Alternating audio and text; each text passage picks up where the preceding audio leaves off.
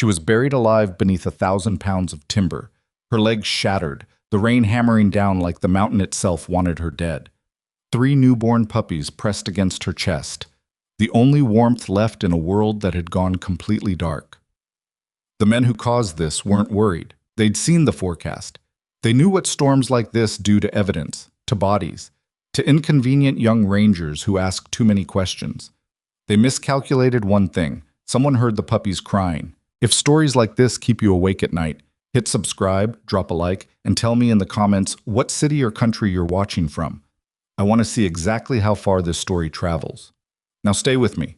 Every second of what follows matters. The rain had been falling for 11 hours straight when Lena Brooks made the decision that would nearly kill her.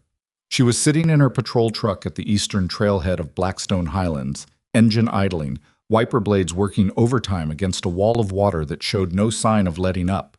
The dashboard clock read 5:47 a.m. The sky outside was the color of a bruise, that ugly purple-gray that sits between night and a dawn that might not bother arriving.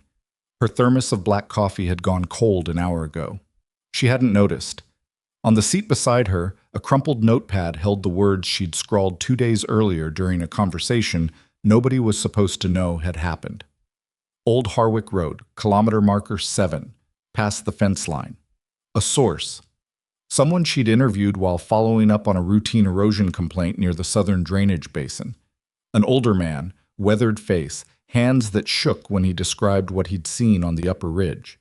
He wouldn't give her his name, he wouldn't repeat it on the record, but his voice had been steady when it mattered. They're cutting where they shouldn't be cutting, and when the rain comes, and it's coming, that hillside ain't going to hold. 3 days later, the hillside wasn't holding. Lena had already filed 2 formal incident reports through standard channels. Neither had generated a response.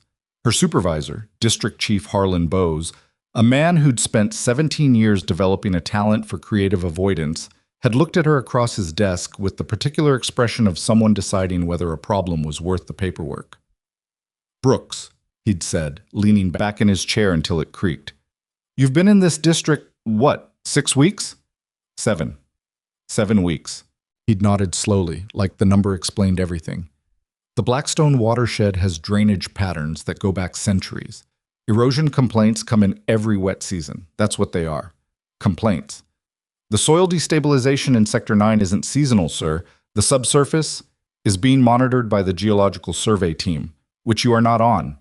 She'd left his office with her reports tucked back under her arm, feeling the particular humiliation of being technically correct and completely powerless. The other rangers hadn't been cruel about it. Indifferent, mostly. She was new. She was 26. She had ideas that made paperwork for people who'd already figured out how to avoid paperwork. She'd learned, in those 7 weeks, that being dismissed was its own particular education, so she hadn't filed a 3rd report. She'd driven out to Harwick Road herself. The abandoned kennel appeared in her headlights at 4:22 a.m., a low wooden structure set back from the logging access road, the kind of place that might have housed hunting dogs a decade ago and had since been left to rot. The door hung at an angle. Something had torn through the wire fencing on the east side. She almost drove past it. Then she heard them. Thin, reedy, desperate, the kind of cry that goes straight past your ears and lands somewhere behind your sternum. She'd pulled over before she'd consciously decided to, her truck half in the ditch, rain hammering the roof. Inside the kennel, in the back corner beneath a collapsed shelf, she found the mother first. A German shepherd, full-grown, beautiful even now. She'd been dead perhaps 12 hours. No visible injuries. The cold and the stress, Lena guessed, or something she'd eaten. But she'd done what she came to do. She'd lasted long enough. 3 puppies. Eyes still sealed shut, squirming against each other for warmth in the hollow their mother had made with her own body. Lena crouched there in the dark, rain pouring through a gap in the roof, and felt something shift in her chest. Not sentiment, exactly. Something harder than that. She pulled off her field jacket, wrapped all 3 puppies inside it against her chest, and zipped her outer rain shell over the top. She could feel them moving. Their heartbeats were impossibly fast against her ribs. She walked back to her truck, situated them in the warmth against the heater vent, found the emergency puppy formula she'd packed on a whim 3 weeks ago after responding to a call about abandoned livestock, because she was the kind of person who packed things on a whim and got teased for it, and fed all three as best she could with an eyedropper she'd improvised from a first aid kit. By the time she'd finished, the sky had shifted from black to that gray-purple almost morning. She had 4 miles back to the main road. The drainage channel to her right was already running high. She loaded everything back in, began to pull out, and the scanner on her dash crackled. A landslide warning, Sector 7, active movement detected on the upper ridge. Sector 7 was directly above Harwick Road. She should have turned around immediately. She knew that. She would admit it later, plainly, without drama, because she wasn't the kind of person who dressed up her mistakes in better lighting. She should have reversed out of that access road and let the geological team handle the ridge. She should have called it in and waited. But there was a culvert gate approximately 300 meters up the road, a drainage control point that, if the channel overtopped, would determine whether the floodwater went left into the empty forest or right into the 2 residential properties that sat just outside the district boundary. She'd noticed it on her first week walking the sector. She'd noted in her log that the gate mechanism was manual, old, and probably hadn't been operated in years. She drove the 300 meters. She got out in the rain. She found the gate mechanism seized with rust and spent 4 minutes with a pipe wrench from her truck toolbox before it finally broke free. Water began routing correctly into the forest channel. She stood there a moment, rain running down her neck inside her collar, puppies pressed against her chest, feeling the particular grim satisfaction of a small mechanical problem solved. That was when the mountain moved. She heard it before she saw it, a sound like the earth itself clearing its throat, a deep percussive crack from somewhere above the tree line, followed by a roar that built fast, the way a freight train sounds when you're standing too close to the tracks and realize, too late, that you're on them. Lena ran. She made it 12 steps before the first wave of debris hit the road. Not a wall, more like the ground itself dissolving, the mud running like water, the trees above it beginning to lean and then topple with sounds like cannon shots. She cleared the road and threw herself left toward a break in the tree line, and that was where the pine found her. It came down sideways. A tree that had stood perhaps 200 years, its root ball torn free by the saturated earth, and it caught her across the lower leg as she dove. Not a direct impact, which would have been instantly fatal, but a crushing, angled blow that drove her into the mud with a force that detonated up through her entire body like a grenade going off inside her femur. She didn't scream. Later, she would not be able to explain why. Shock, probably. The specifics of how pain this severe initially presents, not as pain, exactly, but as a white, overwhelming wrongness that steals language first and leaves everything else scrambling to catch up. She lay in the mud with 300 years of pine pressing down on her left leg and listened to the mountain finishing what it had started. Trees falling, debris settling, rain on everything. Then, slowly, she became aware that she was still holding the puppies. She hadn't let go. Even in the impact, even through the fall, some part of her had maintained the hold. The jacket was muddy and soaked through, but they were still inside it, still warm. Still moving against her chest. She exhaled. It wasn't relief. It was something more complicated than that. Something that said, okay, assess, yeah. She'd had wilderness first aid training. 12 days in a classroom outside Billings 3 years ago, plus a field refresher 6 months back. She tried to run what she remembered the way you thumb through a manual in an emergency, quickly, looking for the relevant page. Trapped extremity. Crush injury. Do not attempt to move. Shock management. Conserve heat. Slow breathing. Maintain consciousness. She couldn't conserve heat. She was lying in the rain in October in the Blackstone Highlands, and the water was already finding every gap in her clothing, and the mud beneath her was cold in a way that felt purposeful, like it was doing a job. Her radio, left breast pocket. She got her right hand to it, brought it up, pressed transmit. Static. Then a different kind of static, the kind that means the signal is there, but the repeater isn't. She tried the emergency frequency. More static. She tried her cell phone. No signal. The storm had probably taken out the nearest tower, or she was in one of the 14 dead zones she'd mapped in her first week, because she was the kind of person who mapped dead zones, and at this moment she hated herself precisely that much for it. Okay, she said out loud. Not to the puppies. Not to anyone. just to give her voice something to do to make sure it still worked. "Okay?" The puppies cried. Their small voices cut through the rain with an urgency that had nothing to do with understanding their situation and everything to do with surviving it. She pulled the jacket tighter around them with her right hand, felt their warmth against her chest, fractionally warmer than the surrounding air, barely, but present, and focused on breathing, in through the nose, out through the mouth, count to 4 on each. She'd been found in worse situations. She told herself this even though it wasn't true. 4 miles northeast, at the end of an unmarked access road that dead-ended against a granite ridge, Gavin Mercer's cabin sat dark except for the orange glow seeping under the front door. He hadn't slept. He rarely did during storms. It wasn't anxiety, or at least that wasn't the word he'd choose for it if he was choosing words, which he generally wasn't. It was a kind of alert stillness that 11 years of operating in places where sleeping through a sound got you killed had installed so deep it no longer felt like a behavior. It was just how nighttime worked for him now. He was sitting at his kitchen table with a cup of coffee that had gone cold and a topographic map of the eastern ridge spread open in front of him, marking the drainage patterns he'd been tracking since the storm started. Not because anyone asked him to, not because it was his job. He had no job, or at least nothing that required showing up anywhere. He did it because the land around his cabin was something he'd spent 3 years learning the way you learn a language, and this storm was saying something he wanted to understand.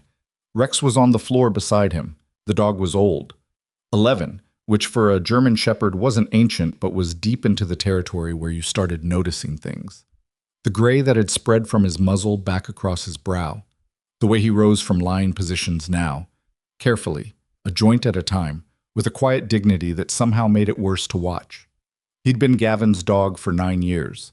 Before that, he'd been a working military dog, attached to a SEAL team in a country Gavin had spent 3 deployments in and still processed in fragments. Rex had retired first. Gavin had followed 6 months later, though the word retired didn't quite fit either of them. Rex raised his head. Gavin watched him. The dog's ears moved.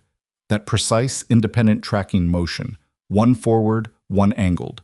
And he looked toward the south wall of the cabin. Not alert in the way that meant threat. Alert in the way that meant something else. Something Rex had always been better at categorizing than Gavin. "What is it?" Rex stood up. Slowly, joints cooperating one at a time. He went to the south wall and stood there. Gavin listened. For a long moment there was nothing but rain and wind and the creek running high outside. Then the storm shifted. Not in intensity but in direction, a gust coming from a different angle. And in the gap between gusts, barely audible, fragile as a signal through heavy interference. He stood up before he'd consciously decided to. The sound was wrong for the storm. Too high, too rhythmic.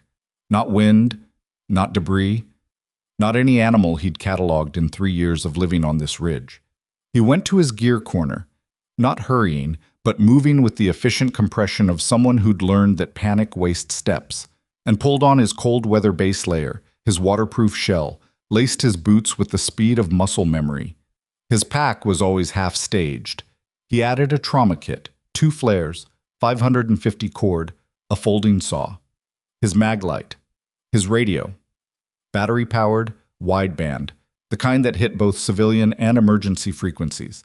A space blanket and 3 heat packs. He looked at Rex. "You don't have to." Rex walked to the door. "Dad." The forest at night in a storm is a particular kind of chaos that civilian experience doesn't prepare you for. Trees move constantly. Everything creaks and crashes, and the wind creates voices in the branches that your brain keeps trying to interpret as something meaningful. Gavin had spent enough time in hostile environments to know how to filter it, not tune it out exactly, but establish a baseline and track deviation from it. He kept Rex at heel and moved south, angling down toward the drainage channel. His maglite painted a 12-foot cone in front of him. The ground was already running with water, the topsoil saturated beyond capacity, every step generating a sound like someone squeezing a wet sponge. He stopped every 100 meters and listened. The second stop, he heard it clearly. Puppies. 3 of them, maybe. Young. Very young. The kind of cry that means eyes not open yet young. Somewhere to the southwest, past the bend in the channel, in the direction of the Harwick access road, Rex was already moving. Not fast. His joints wouldn't allow it anymore. But purposefully, nose working, pulling ahead to the end of his lead with a steady, patient insistence that Gavin recognized as the working mode Rex had never fully switched off. "Okay," Gavin said. "Lead, yeah." The debris field hit them at the first bend, a wall of mud and timber that had come down across the access road and spread 40 feet into the trees on either side. Gavin swept his light across it and felt the particular still calculation that had kept him alive in more chaotic situations than this one. The slide had settled. No active movement. Unstable margins on the north side where the mud was still liquid, but the core deposit was holding. He tracked the sound. He almost missed her because she was the same color as the mud. She was lying on her left side, mostly submerged in the debris, a massive pine trunk pinning her from approximately mid-thigh on the left leg. Her right hand was clamped around something against her chest. He couldn't see what in the dark and the rain. Her eyes were open. That was the first thing he confirmed. Open and tracking him as he moved toward her, which meant conscious, which meant the brain was still managing the necessary inputs. He went to one knee beside her head. "Hey!" Not loud. Calm, the way you approach someone balanced on an edge. "Can you hear me?" "Yes." Her voice was thin but clear. Controlled. She was working to keep it controlled, he could tell. The jaw set too deliberately, the breathing too measured for someone who wasn't managing serious pain. "Your name?" "Lena Brooks. I'm a park ranger, Sector 6. "How long have you been down?" "I don't—" A pause. She was calculating. 40 minutes. Maybe 50. He looked at the pine trunk. Ran the estimate. Mass, angle, the mechanical problem it presented. Not impossible. Requiring thought. "Anything else? Head? Spine?" "Leg only. I didn't hit my head. My spine is—" Another pause. "I can feel my feet. Both of them." "Good." He moved his light to her chest. And that's when he saw the jacket move. A tiny, struggling movement from something inside it. "Are those puppies?" Something in her voice shifted. Not quite defensiveness, not quite apology. "German shepherds, 3 of them. They were—" She stopped. "They're alive. Don't let them—" "I'm not going anywhere without all of you." He said it flatly, not to reassure her, but because it was operationally true. "Let me work." He'd done field extractions from debris in conditions that would be difficult to describe without sounding like he was bragging. He wasn't thinking about that now. He was thinking about the problem. The pine trunk was the primary obstruction, approximately 18 inches in diameter, lying at an angle across her left thigh, just above the knee. Secondary concerns. The mud had created a partial vacuum seal around her leg, meaning extraction would require both mechanical lift and managed pull, or he risked secondary injury from the suction effect. The trunk itself had come to rest against a second piece of debris on its north side, a root ball the size of a compact car, which meant it couldn't roll north but had travel potential to the south. He got the folding saw out and went to work on a branch that was anchoring the trunk's south end against the ground, giving it less than 4 inches of clearance to move upward. Cutting through wet pine in the dark, while rain hammered your hands, was not pleasant work. He'd done less pleasant things. He focused on the blade angle and let his body handle the rain. Rex sat beside Lena's head. She talked to him. Not in the way you talk to dogs when you want them to do something. In the way you talk to someone when you need to not be alone and they happen to be available. Rex didn't move. He pressed his muzzle gently against the side of her face and stayed there. Gavin watched it in his peripheral vision and did not say anything about it because there was nothing to say. 7 minutes on the branch. It gave way. He repositioned, found 2 more anchor points, a root fragment on the east side and a compression point where the trunk had settled into the mud, and addressed them methodically. The 550 cord came out next. He looped it around the trunk at a point 3 feet from where it pinned her leg, ran it up to the root ball on the north side, used a mechanical advantage loop that gave him roughly 3-to-1 force multiplication. Not enough to lift the full trunk. Enough to lift the relevant section. "I'm going to tell you exactly what I'm doing before I do it," he said. "The pull is going to feel like it's getting worse before it gets better. That's the vacuum releasing. It's going to hurt significantly." "More than it hurts now?" "Different way." She looked at him for a moment. "Okay. On my count, you don't move. You let it happen. Your only job is to hold those puppies and keep them still. I've been doing that for 50 minutes. Then you're good at it. He thought he saw something cross her face at that. Not a smile exactly, but something. He took the cord, braced his boots against the root ball, set his weight, looked at her. 3, 2. He pulled on one.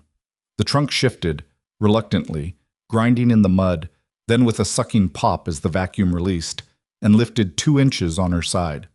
2 inches was enough. Now, she was already moving. She'd anticipated it, shifted her weight to her right side, dragged herself laterally in one controlled motion that must have cost her something significant, because the breath she let out as she cleared the trunk wasn't a sound so much as a controlled implosion, air that had been held too long finally allowed out. Then she was clear. The trunk dropped back into the mud with a thud that scattered debris in both directions. Gavin released the cord and crossed to her in 4 steps. She was on her back in the mud, the jacket with the puppies pulled up against her chin, breathing through her nose in long, deliberate pulls. The left leg was wrong. Not wronger, because she'd already told him it was broken, but he could see now what kind of broken it was. The alignment wasn't right. Significant soft tissue trauma visible even through the uniform pants. He didn't move it yet. "You did that well," he said. "Don't." She said it immediately, without heat. "I don't need the pep talk. Tell me how we get to your truck." He assessed her for half a second. Then he almost smiled. "My truck's a mile north. Terrain is manageable, but we're going through mud and down timber. I'm going to splint that leg before we move, and I'm going to carry you. The puppies, you keep them. I carry you. You can carry me, and I can carry you." Simple. Not boastful. Just accurate. "Let me splint the leg." Whoa. He improvised the splint from 2 branches and the 550 cord, padded with the space blanket folded against her skin. It wasn't a clinical environment, and it showed. The alignment wasn't perfect, and she was going to need surgery that would fix what he couldn't. But it would hold for the mile to his truck, and that was all it needed to do. He picked her up. She didn't resist it or comment on it. She tucked the jacket tighter around the puppies, wrapped her free arm around his neck for balance, and kept her breathing measured. He felt the tension in her. Not fear, not exactly. Vigilance. The same quality he recognized in people who'd been trained to operate through pain rather than stop for it. Rex stayed on his left side, moving at his pace. They went through the debris field and back into the forest. Gavin picking his line by memory and flashlight, stepping over timber, testing ground before committing weight. The rain showed no sign of consideration. Somewhere to the south, another section of hillside let go with a sound like a building coming down, and both of them went still for a moment, listening, measuring the direction. "That's the south sector," Lena said quietly. "I know." "That's residential. There are houses. I've already called it in." He hadn't. He did it now, one-handed, his radio clipped to his chest strap. He raised the county emergency frequency, passed the grid reference for the south sector slide, gave his call sign as a private citizen, and kept moving while the dispatcher confirmed. "They know." She was quiet for a moment. "You have a call sign." "Old habit." She didn't push it. He appreciated that. "What?" The truck was where he'd left it. He got her in the passenger seat, adjusted the angle so her leg was elevated on the dashboard, turned the heat to maximum. The puppies were still alive, all 3, he confirmed when she finally opened the jacket in the warmth of the cab. They were small beyond what seemed reasonable for living things. Their eyes were sealed. They moved against each other with the simple urgency of organisms that know nothing except that warmth is necessary. "You have formula for them?" "In my truck, somewhere on Harwick Road, under a landslide." He reached behind the seat and produced a kit bag. Inside, emergency supplies he'd never quite stopped keeping stocked, including a small bottle of puppy formula he'd bought at a feed store 3 months ago after finding a litter of strays near the creek. He hadn't used it. It had an expiration date 8 months out.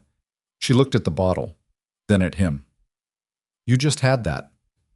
"I just had that." A beat. "Thank you," she said, not performing gratitude. Saying it the way you say something when you mean exactly the words and no more. "Don't thank me yet," he said, and put the truck in gear. "The road's going to be rough." The cabin was warm. He'd left the wood stove loaded and damped before he went out, and the heat hit them when he opened the door. The particular quality of wood heat, not the flat warmth of a forced air system, but something with texture to it, like the air itself had weight. He put Lena on the long couch, leg elevated on two folded blankets. He set the puppies in a lined box near the stove's radiant panel, not touching it, close enough. Fed them in rotation while he assessed Lena's leg properly in the light. What he saw didn't improve with better visibility. Displaced fracture, femoral region, with bruising patterns suggesting the force had been significant, even by the angle of the blow. She needed a hospital. The roads between here and town were currently occupied by a landslide and a storm that hadn't peaked. He told her this plainly. "I know," she said. "I can stabilize you here. Proper splint, pain management from what I have in the kit, keep you warm and still. The road should be passable by mid-morning if this system tracks the way the forecast said." The forecast said a lot of things. Yeah, he worked on the splint. She didn't look away from what he was doing, watched it with the focused attention of someone collecting information, not squeamishness. He gave her 2 ibuprofen and the 1 prescription painkiller he had in the kit, which wasn't much but was what he had. He apologized for it. "It's fine," she said. "It's not, but it's what there is." "Same thing, out here." He settled into the chair across from her. Rex had taken up a position between her and the door. Gavin watched that for a moment, not sure what it meant, but not unaccustomed to letting Rex make decisions. "The puppies," he said. "You were out there because of them?" She was quiet for a moment, then, "I was out there because of what was on the access road. The puppies were—" She stopped, exhaled. "They were there. What was I supposed to do?" "What was on the access road?" She looked at the stove, then back at him. The light was better now, and he could see her properly for the first time, younger than he'd estimated in the dark. Sharp eyes that were doing the calculation he recognized. How much do I tell someone I've known for 2 hours who pulled me out of a landslide at 5 a.m.? He waited. "I've been tracking something," she said finally. "Illegal logging operation, Upper Ridgeline, Sector 9. They've been cutting in protected zones using falsified survey maps and routing the timber through a private mill about 40 miles east." She said it evenly, the way you present information you verified repeatedly against the possibility of being wrong. When they cut in Sector 9, they destabilized the drainage basin. That's what caused the landslides. Not just tonight, the one in March that flooded the Kellner property, the one in July that took out the service road. All of it. He held her gaze. "People were told that was natural erosion," he said. "People were told a lot of things. Your supervisor knows enough to look the other direction." She said it without bitterness, just fact. "I filed 2 reports. They went nowhere. I went out tonight to document what I could before the storm destroyed the evidence." "And?" She reached up slowly and touched the smallest puppy, the one closest to her, adjusting the fold of the jacket around it. A small gesture, almost absent. Then, "The evidence isn't destroyed. I found it before the slide." She looked at him steadily. "It's in the puppy's collar." He didn't say anything for a moment. The stove clicked and ticked. Rain moved across the roof in waves. "The blue one?" he said, because only one of the 3 puppies was wearing a collar. Blue thread braided around a small, slightly too thick band of synthetic material. Memory card embedded in the lining, encrypted. The logging company's satellite maps, payment transfers, the names of the officials they bought. She said it quietly, like she was reading from a list she'd memorized. "It's everything. The whole operation." "Why a puppy collar?" "Because nobody searches a puppy collar." He considered that. "Who knows you have it?" The question landed differently than the previous ones. He felt her notice the shift, the way the question was framed, the stillness in his voice when he asked it, the specific kind of stillness that isn't passive. "One person who I can't reach by radio," she said, "and whoever's been watching the access road." She looked at the door. "Which means they know the storm moved wrong," she said, "and they'll be looking." Outside, the rain kept hammering. Somewhere down the mountain, through the dark and the debris and the roar of water against stone, headlights began to move. Gavin was already at the window before Lena finished the sentence. He didn't pull the curtain aside. He stood to the left of the frame, the wall side, not the glass side, and looked through the 2-inch gap where the fabric didn't quite meet the sill. Old habit. The kind you don't think about anymore because thinking about it means you learned it the wrong way. Down the mountain, maybe a mile and a half out, two sets of headlights were moving north on the logging access road. Moving slowly, not cautiously, methodically. The way you move when you're searching a grid rather than trying to get somewhere. He let the curtain fall and turned back to the room. Two vehicles, he said, moving up the Harwick approach. Lena tried to sit up straighter and stopped halfway, her jaw tightening against whatever the movement cost her. How far? Mile and a half, maybe less. Road's compromised from the slide. They'll have to detour around the debris field. Buys us 20 minutes, possibly less if they know the terrain. They know the terrain, she said it without hesitation. They've been operating up here for 18 months. Gavin looked at her, then at Rex, who was still at the door. No longer the still, watchful posture of a dog listening, but something tighter, weight shifted forward, the posture Rex used when his nose was telling him something his eyes hadn't confirmed yet. How many people know about this operation? Gavin asked. Running it? I counted 6 names in the communications I copied. She glanced at the puppies. The smallest one, the one with the blue collar, had settled into the crook between its siblings, breathing in the shallow, rapid rhythm of newborn sleep. Above them, I don't know. The money transfers went through 3 shell companies. I stopped following that thread when I realized my supervisor's name was in the second one. Gavin was quiet for a moment. The stove clicked. Rain moved across the roof in another wave. Bose, he said. She looked at him sharply. I don't know him, Gavin said. I've been up here 3 years. You hear things. He came up twice that I know of to meet someone at the eastern trailhead. I thought it was a hunting arrangement. It wasn't hunting. No. He moved to the gear corner and started pulling things out with the focused economy of someone running a pre-mission check from memory. Okay, we have 2 vehicles incoming, potentially 6 to 12 people depending on how they staff this, and 1 piece of evidence the size of a thumbnail that they will burn this mountain down to find. Don't exaggerate. I'm not. He said it plainly, without looking up. These aren't amateur poachers protecting a side income. You said the money transfers went through shell companies. That's organizational infrastructure. The people in those vehicles are not here to talk you out of filing a report. The silence that followed had a specific texture to it. Not fear exactly, but the moment when fear becomes something more useful. There's a cellar, Gavin said, under the kitchen floor. Trapdoor behind the woodpile. It's not comfortable, but it's dry, and the floor above it is solid. Won't register on a thermal scan unless they're running military-grade equipment, which I doubt. You doubt. 70%. That's not a reassuring number. No, he agreed. It's not, but it's an honest one. She looked at him for a moment. The light from the stove was playing across the right side of her face, the left half in shadow, and she had the expression of someone solving a problem that doesn't have a clean solution, running the options, discarding the bad ones, making peace with what's left. What about you? She said. What about me? If I'm in the cellar, what are you doing? He glanced at Rex. The dog was watching him with the calm, uncomplicated attention that meant he was ready for whatever came next and had been for the last hour. I'm answering the door, Gavin said. He gave her 12 minutes to get settled, not because the descent into the cellar was complicated, but because moving her with a displaced femoral fracture through a trapdoor opening that was 30 inches wide required patience and a specific sequence that prioritized the leg above everything else. He went down first, arranged the space. Wood plank floor, stone walls, low ceiling that would have been claustrophobic for someone who hadn't spent time in spaces considerably smaller and considerably more dangerous. He found an old wool blanket on a shelf and spread it across the section of floor that was driest.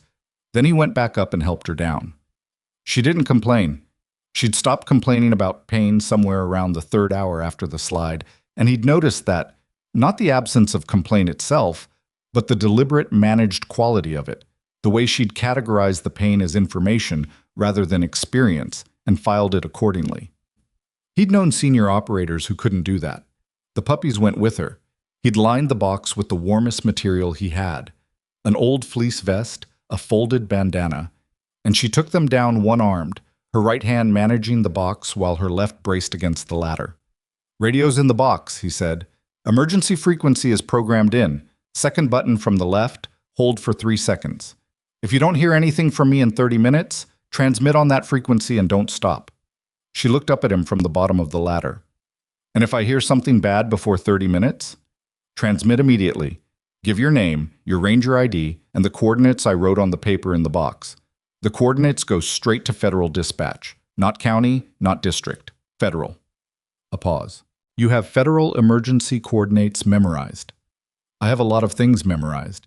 She held his gaze for a beat longer than necessary, and he could see her running the same calculation she'd been running since he pulled her out of the mud. Who is this person, and how much of what he's presenting is real? He didn't help her with it. It wasn't time for biography. Don't get killed, she said. That's the plan. He lowered the trapdoor. He moved the woodpile back over it. Not perfectly. There wasn't time for perfect, but enough to break the visual line. Then he went to the kitchen and washed the mud off his hands and face, changed into a dry shirt, and put the kettle on. If they were going to come to his door in the middle of the night claiming to be rescue workers, they were going to find a man who'd been awake during the storm and was currently making tea. Rex settled beside the woodpile without being told. Good dog, Gavin thought. Best dog. They came at 3:47 a.m. by the clock on the kitchen wall. 3 knocks. The brisk, authoritative kind that wasn't asking. The kind that said, we'll wait a reasonable amount of time, and then we'll decide for ourselves what comes next. Gavin took his time crossing the room. He was in socks. He ran a hand through his hair like a man who'd been dozing in a chair. He opened the door 4 inches, the chain on, and looked out at the porch. 3 men. The one in front was mid-40s, broad through the shoulders, wearing a rain jacket with an orange safety stripe across the chest. Search and rescue branding on the left breast, but the jacket was new. The creases from the packaging were still visible under the porch light. The 2 behind him were younger, standing at an angle that covered both sides of the porch in a pattern that wasn't rescue worker positioning. It was entry team positioning. The man in front had a flashlight and a smile that was working very hard. Sorry to bother you at this hour, sir. Search and rescue, Blackstone County. We've had some significant slide activity tonight. You may have heard it, and we're doing a sweep of cabins in the area to check on residents. He had a clipboard. Of course he had a clipboard. Are you the sole occupant of this property? Tonight, yeah, Gavin said. He kept his voice at the register of a man mildly inconvenienced by a knock in a storm. I heard the slides. Sounded like Sector 7 took a hit. Yes, sir, exactly right. The Harwick Road area sustained significant damage. The man's eyes were doing a scan. Not obviously, but the movement was there, taking inventory, trying to see past Gavin into the cabin. We've got a report of a ranger vehicle in the area that hasn't checked in. Ranger Brooks, Sector 6. Have you seen or heard anyone out on the trails tonight? Gavin looked thoughtful. He scratched the back of his neck. No. I've been inside since about 11. Weather's been something else. Mind if we come in? We'd like to do a quick safety check of the premises. Standard protocol during a major weather event. Standard protocol. The man delivered it cleanly, like someone who'd rehearsed it. The 2 behind him hadn't moved. One of them had his left hand tucked partially inside his jacket, which was interesting. I appreciate that, Gavin said. I'm going to need to see your county credentials. The SAR team I know runs out of the Millhaven station. The coordinator there is a woman named Deborah Kwan. You want to give me your names and I'll cross-reference with my contact there? The smile held. Almost. There was a microsecond of recalculation behind the man's eyes, something landing and being immediately processed and discarded in favor of continuing the current approach. Of course, the man said. He reached for the clipboard in a way that was meant to suggest he was looking for his ID, but his hand went to the wrong pocket first. A small error. The kind you make when you're used to reaching for something else, and you've remembered too late that tonight you're playing a different role. Gavin waited. The man produced a laminated card. He held it up in the rain. Gavin looked at it through the 4-inch gap. The laminate was right. The county seal was right. The font was wrong. The county used a serif typeface on all official ID, and this one was sans serif. He'd learned that because he was the kind of person who read county documentation when he had nothing else to do on winter nights, which happened more than he expected when you chose to live alone on a mountain. Thank you, Gavin said. He handed it back. Give me just a second to get my boots on. He closed the door. He did not remove the chain. He crossed to the kitchen, turned off the kettle, and stood still for 15 seconds, listening. On the porch, low voices. 2 words he caught. Check the back. He moved to the rear window and looked out. A 4th man, he hadn't seen a 4th, was coming around the north corner of the cabin, flashlight sweeping low across the ground, looking for tracks. The rain had softened most of them, but the mud near the rear door would still show the disturbed earth from Gavin's earlier departure, and sharp enough eyes would read that. He went back to the front door and opened it again, chain still on. Sorry, my dog knocked something over. He gestured vaguely behind him. Rex, on cue, made a sound from the vicinity of the woodpile. Not a bark. Something more neutral. Apparently Rex was also good at theater. Listen, I appreciate you coming out. I'm fine in here. Generator's holding. Got wood. You said a ranger is unaccounted for? That's right. Lena Brooks. What does she look like? Another microsecond. The man's expression adjusted into something approximating concern. Young woman, 26, brown hair, medium height, ranger uniform. I'll keep my eyes out. Gavin held the man's gaze and put nothing in his own. Nothing readable, nothing to react to. Just a man on a mountain, mildly inconvenienced by a knock in the rain, being cooperative. If she comes to the door, I'll radio it in immediately. We'd appreciate that. The man looked past him one more time, deliberate enough to be a message rather than an accident. Then he stepped back. You have a good night, sir. Stay safe. You too. Gavin closed the door. He stood in the entry for exactly 3 seconds, listening to the footsteps on the porch and the low crunch of boots on the gravel path, and then he went to the side window to track the vehicles. They didn't leave immediately. The 2 trucks sat at the base of his driveway for 7 minutes, engines running, headlights off. He watched them from the dark corner of the room, not moving, not making light. Rex hadn't moved either. The dog was watching the same thing, his head low, his breathing slow and deliberate in the way that meant he was holding a very particular kind of still. At the 7-minute mark, the trucks pulled forward and continued up the access road toward the ridge. Going to check the slide zone, Gavin thought. Verify whether she came out on the other side.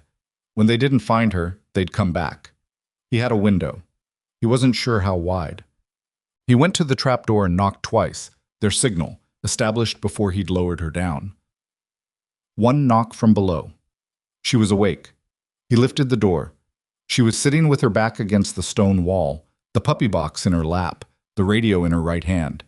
She looked up at him with the particular expression of someone who had spent the last 20 minutes not being able to do anything and finding that genuinely difficult. 3 men at the front, he said. 4th at the rear. 4 vehicles total. 2 I saw. 2 they left on the road. They were running fake SARE credentials. How do you know they were fake? County ID uses a serif font. She stared at him. I read a lot, he said. That's okay. She exhaled. Did they believe you? For now. They went up toward the ridge to look for your vehicle. When they don't find you there, they'll regroup. He crouched at the edge of the opening, elbows on his knees. We need federal contact before they come back. Your evidence needs to be somewhere they can't intercept. My contact is a federal investigator named Marcus Reyes, out of the Regional Environmental Crimes Unit.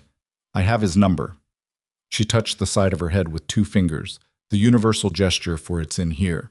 But without signal, my radio reaches the county dispatch relay. The relay can patch to federal channels. It's a workaround the county SAR team uses in dead zones. I set it up 3 years ago when I moved out here. He paused. It takes about 4 minutes to establish the connection, which means I need to be transmitting from outside for those 4 minutes without interruption. She understood immediately. Which means you need them not to come back in those 4 minutes, or come back and find nothing worth staying for. He looked at Rex. The dog had moved to the base of the ladder and was looking up at him with an expression Gavin had learned to read over 9 years. Not question, exactly. More like, I understand the situation, tell me what I'm doing. The man in front, Gavin said. He was the talker. Confident, experienced, comfortable with deception. The 2 behind him were muscle who were following his lead. The 4th, around the back, he was the one I'd watch. He was moving independently. Lena was quiet for a moment. That's Creed, she said. I think. I never got a name, but the logging operation had a... They called him an operations coordinator in the internal communications, former law enforcement, from what I could read. He managed the physical side. Physical side meaning the three people who reported problems with logging activity in Sector 9 in the past 2 years all had accidents. She said it with the steadiness of someone who'd already processed the horror of the information and arrived at the part where it just becomes data. One fell on a trail, one had a car accident on the mountain road, one had a house fire. The stove ticked. Rain moved. They ruled all three accidental? Gavin said. The first two? Yes. The third is still under investigation. A pause. She survived. She's the reason I knew where to look. He filed that. The whole shape of it, the scope of what Lena had been walking into when she drove up Harwick Road alone at 4 a.m. with a pipe wrench and a notepad. Not naive. She'd known the dimensions of it and she'd gone anyway. He'd known people like that. He'd served beside some of them. A few were still alive. Okay, he said. Here's what we do. He went outside at 4:20 a.m. and stood in the rain like a man checking on his property. The radio was under his jacket, antenna extended, already cycling through the connection sequence to the county relay.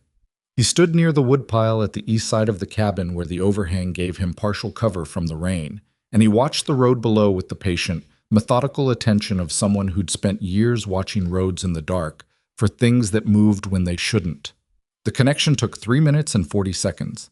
The relay clicked into the federal channel at 4:23 a.m. with the specific tone he'd set it to, 2 short, 1 long, and he keyed the transmitter and gave Marcus Reyes's name and the words environmental crimes priority, physical evidence at risk, officer in need of assistance, and the grid coordinates, and then he repeated all of it because the first transmission was always for the equipment and the second one was for the people listening. The response came back 17 seconds later. A woman's voice, professional, not rushed. She asked for the evidence description and the location of the injured party. He gave both. She asked him to confirm the coordinates a second time and stay on channel. He stayed on channel. At 4:31 a.m., the headlights came back down the ridge. He didn't move. He stood under the overhang with the radio against his chest and watched the trucks come down the mountain road.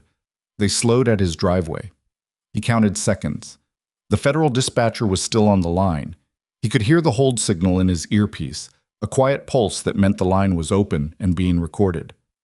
The truck sat at the driveway entrance for 40 seconds. Then they turned around. Both of them. A 3-point turn on the muddy road and back north again, toward the ridge, toward the road that eventually connected to the highway if you knew the secondary route. They were pulling out. He wasn't sure why. Something had changed. Maybe they'd gotten a communication of their own. Maybe someone had calculated the risk and decided the evidence wasn't worth federal exposure if Reyes's unit was already moving. Or maybe the man with the fake SAR jacket had looked at Gavin's cabin and done his own arithmetic and decided the return wasn't worth what the visit might cost. He stood in the rain until the headlights disappeared. The dispatcher came back on. Mr. Mercer, we have federal investigators en route to your location. ETA approximately 4 hours, weather dependent. Can you maintain current security until they arrive? Yes, he said. The injured party is stable? Stable. Requires surgery. Leg fracture.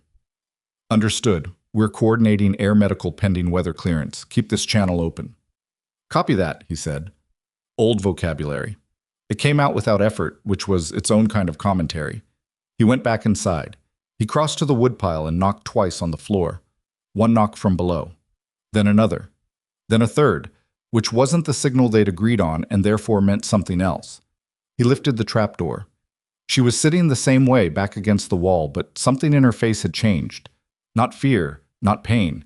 Something that looked, in the low light, very much like she'd spent the last 11 minutes doing math and arrived at a number she hadn't expected. They're gone, he said. She nodded slowly. Then, I heard your radio. Not an accusation. Confirmation. Federal investigators are 4 hours out. Air medical when the weather clears. Another nod. She looked down at the puppy box. The smallest one, the one with the blue collar, had shifted in its sleep. One small paw extended against the fleece, claws so tiny they were almost theoretical. Gavin, she said. He waited. The people who were up here tonight. She looked at the collar. They're not going to stop because some investigators are en route. The people above them, the ones running the money, they have enough reach to make an evidence chain disappear even after it's submitted. That's happened before with this kind of operation. Her voice was completely level. The memory card has to get to Reyes directly, hand to hand, no intermediary. I know. Which means one of us has to... I know, he said again. Get some rest. 4 hours is 4 hours. She held his gaze. He could see her deciding how much to push it, calculating whether he was dismissing her or whether he'd already worked through the same sequence she had and arrived somewhere she hadn't seen yet. She let it go. She looked back at the puppies. The smallest one, she said quietly. She hasn't cried since we got into the cellar. Gavin looked at the puppy with the blue collar. She was sleeping with her nose pressed against her sibling's side.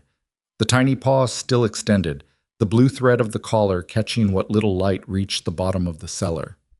Her breathing was visible, shallow, rapid, the way newborns breathe, but regular, consistent. She's okay, he said. I know. A pause. I just keep checking. He stood at the top of the ladder for a moment, looking down at her. The park ranger who'd been dismissed as inexperienced for 7 weeks, who'd gone alone up a mountain in the worst storm of the season with a notepad and a pipe wrench, and had come down with enough evidence to dismantle an 18-month criminal operation, and who was now sitting in a cold cellar with 3 newborn dogs and a fractured leg, making sure the smallest one was still breathing. He closed the trapdoor quietly and went to make the coffee he'd abandoned earlier. Rex was still at the woodpile. He hadn't moved in 2 hours.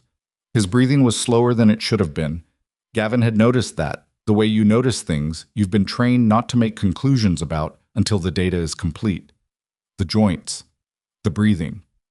The way Rex had gone still rather than alert at the end, saving the energy he had for the thing that mattered rather than the things that didn't.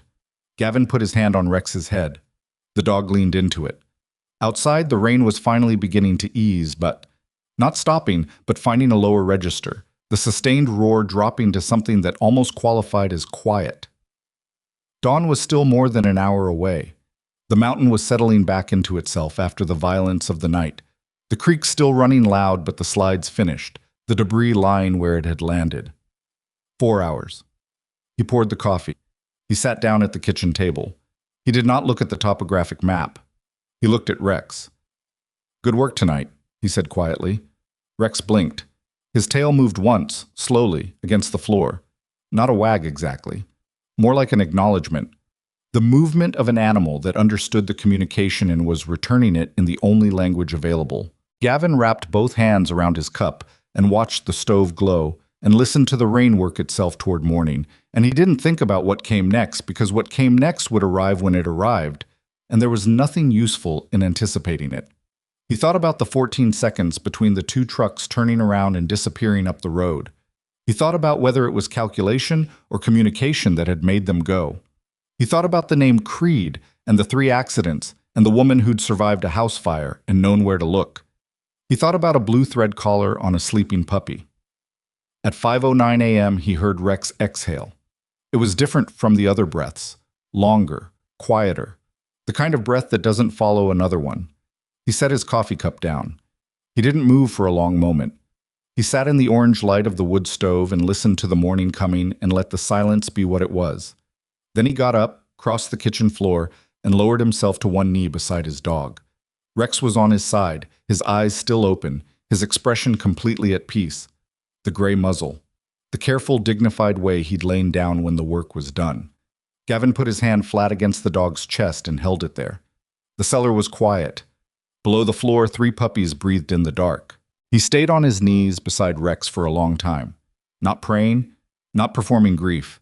Just staying, because Rex had stayed for 11 years, and the least Gavin could do was not rush this part. He kept his hand flat against the dog's chest, even after the warmth began leaving, because warmth leaving slowly is different from warmth already gone, and he wasn't ready for the second thing yet. The stove clicked. The creek ran loud outside. The rain had dropped to a murmur. Eventually he stood up. His knees ached from the cold floor. He got a wool blanket from the shelf near the door. The good one. The heavy one he'd bought at a trading post in Montana 8 years ago and had somehow not lost in 3 moves in 1 deployment. and he laid it over Rex carefully, the way you tuck something in when you know it won't move on its own anymore. He smoothed the edge of the blanket against the floor. He stood there one more second. Then he went back to the kitchen table and picked up his coffee and drank it cold. He had approximately 3 hours before federal investigators arrived. He had a woman with a fractured femur in his cellar, 3 newborn dogs, and a memory card embedded in a collar that men had already killed for and would kill for again, without significant hesitation. He had no dog. He ran the inventory because running inventory was what you did when the alternative was standing still in the middle of a feeling you couldn't afford right now. At 5:44 a.m., he knocked twice on the trapdoor. One knock back. She was awake. He lifted the door. She looked up at him immediately, and something in his face must have been readable despite his best efforts, because her expression shifted before he said anything. Not to pity. She wasn't the pitying type, he'd established that, but to something quieter. Cognition, maybe. "Rex," she said. "Yeah." She didn't offer anything else, and he didn't need her to. She just held his gaze for a moment with the steadiness of someone who understood that certain things didn't require a response, only witness. "Investigators are still 3 hours out," he said. "Weather's clearing from the west. Air medical will move faster than they estimated. You should be in surgery by 10. "The evidence, I know, I've been thinking about it." He crouched at the edge of the opening. "The memory card in the collar goes directly to Reyes. Not county evidence lockup, not field processing. His hands. You said that 4 hours ago." "I'm saying it again because the 2 trucks that left at 4:30 didn't go all the way out to the highway." He watched her take that in. "I've been monitoring the radio. There's a county emergency channel transmission at 5:15, a public works crew reporting a vehicle blocking the secondary access road near the Ridge Junction. 2 vehicles. Engines running." She was very still. "They parked," she said. "They parked and waited." He looked at the floor between them. "Which means they know I called it in. Which means they have someone on the county channel monitoring federal coordination." "Bose," she said, and there was something in her voice when she said his name now that hadn't been there before. Not anger exactly. Something colder than anger. "He has access to all interagency communications for the district. He'd have the monitoring frequencies. So they know investigators are coming. They know the timeline." Gavin looked at her steadily. "They're not going to intercept a federal convoy on a public road. Too visible, too many witnesses. But they have a window between now and when that convoy arrives where the evidence is still in this cabin and I'm still the only thing standing between them and it." Lena was quiet for 3 seconds. "How many?" "Unknown. At least 4 from earlier. Possibly more if they called in additional people during the last hour." "And you're, what, going to hold them off?" It wasn't quite a question. It had the shape of one, but the weight of something else. An assessment, delivered flat, testing whether what she was hearing matched what she'd been reading in him since the mud and the dark and the broken pine. "I'm going to make it so they don't want to," he said. She looked at him for a long moment. "That's a significant distinction." "It usually is." "What?" "He had things in the cabin that most people didn't have in their cabins, and he'd stopped apologizing for that about 2 years into living alone on a mountain with no neighbors, and a history that had taught him what the distance between a threat and a consequence looked like when you'd removed every buffer in between.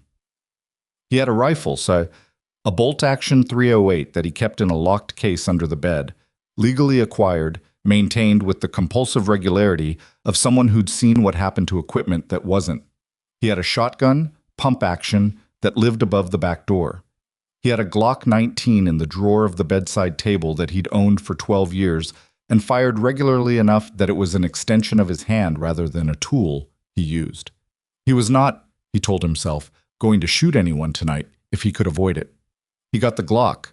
He checked it, chamber, magazine, the quick diagnostic that was as automatic as breathing, and put it in the back of his waistband. He got the shotgun down and loaded it and leaned it against the wall inside the back door where it was accessible but not visible from the front windows. He unlocked the rifle case and looked at the .308 for a moment, then put it back. Too much. He wasn't fighting a war. He was making a calculation. The calculation was this: 4 men, minimum, staged on the secondary road 3/4 of a mile north. They were waiting for something, either for the federal window to close or for Gavin to do something that gave them a reason to move. If they moved on the cabin with federal investigators en route, they were committing to a level of exposure they'd spent 18 months carefully avoiding. The operation's entire architecture was built on deniability: falsified surveys, shell companies, arranged accidents, paid officials. Direct assault on a federal witness in a cabin with an open federal radio channel was the opposite of deniability. So they were waiting for the evidence to move, which meant if the evidence moved, they'd move with it. He went back to the trapdoor. "I need you to trust me with the caller," he said. She was already shaking her head before he finished. "Lena, that caller does not leave my hands until Marcus Reyes is standing in front of me. I'm not asking you to give it to them. I'm asking you to let me use it." She looked at the small puppy. The one with the blue collar was awake now, making the thin, seeking sounds of a newborn looking for warmth and finding only the available warmth of its siblings. Lena had one hand resting on the edge of the box. "Use it how?" she said. "If they're waiting for the evidence to move, give them something that looks like evidence moving. Draw them south toward the main road, away from the cabin, away from you. The investigators come in from the south. If those 4 men are committed south, they can't also be here. You're going to drive my decoys south." "I'm going to drive my truck south," he said, "and I'm going to do it in a way that makes it look like I'm transporting something I'm trying to protect. And when they stop you, they won't stop me on the main road with federal agents 20 minutes out. How do you know they won't stop you on the secondary road before you reach the main road?" He didn't answer immediately, which was its own kind of answer. She pressed her palms flat on the stone floor. "You're going to let them try to stop you. I'm going to manage the situation if they try to stop me." That's a very polished way of saying you're going to drive into 4 armed men.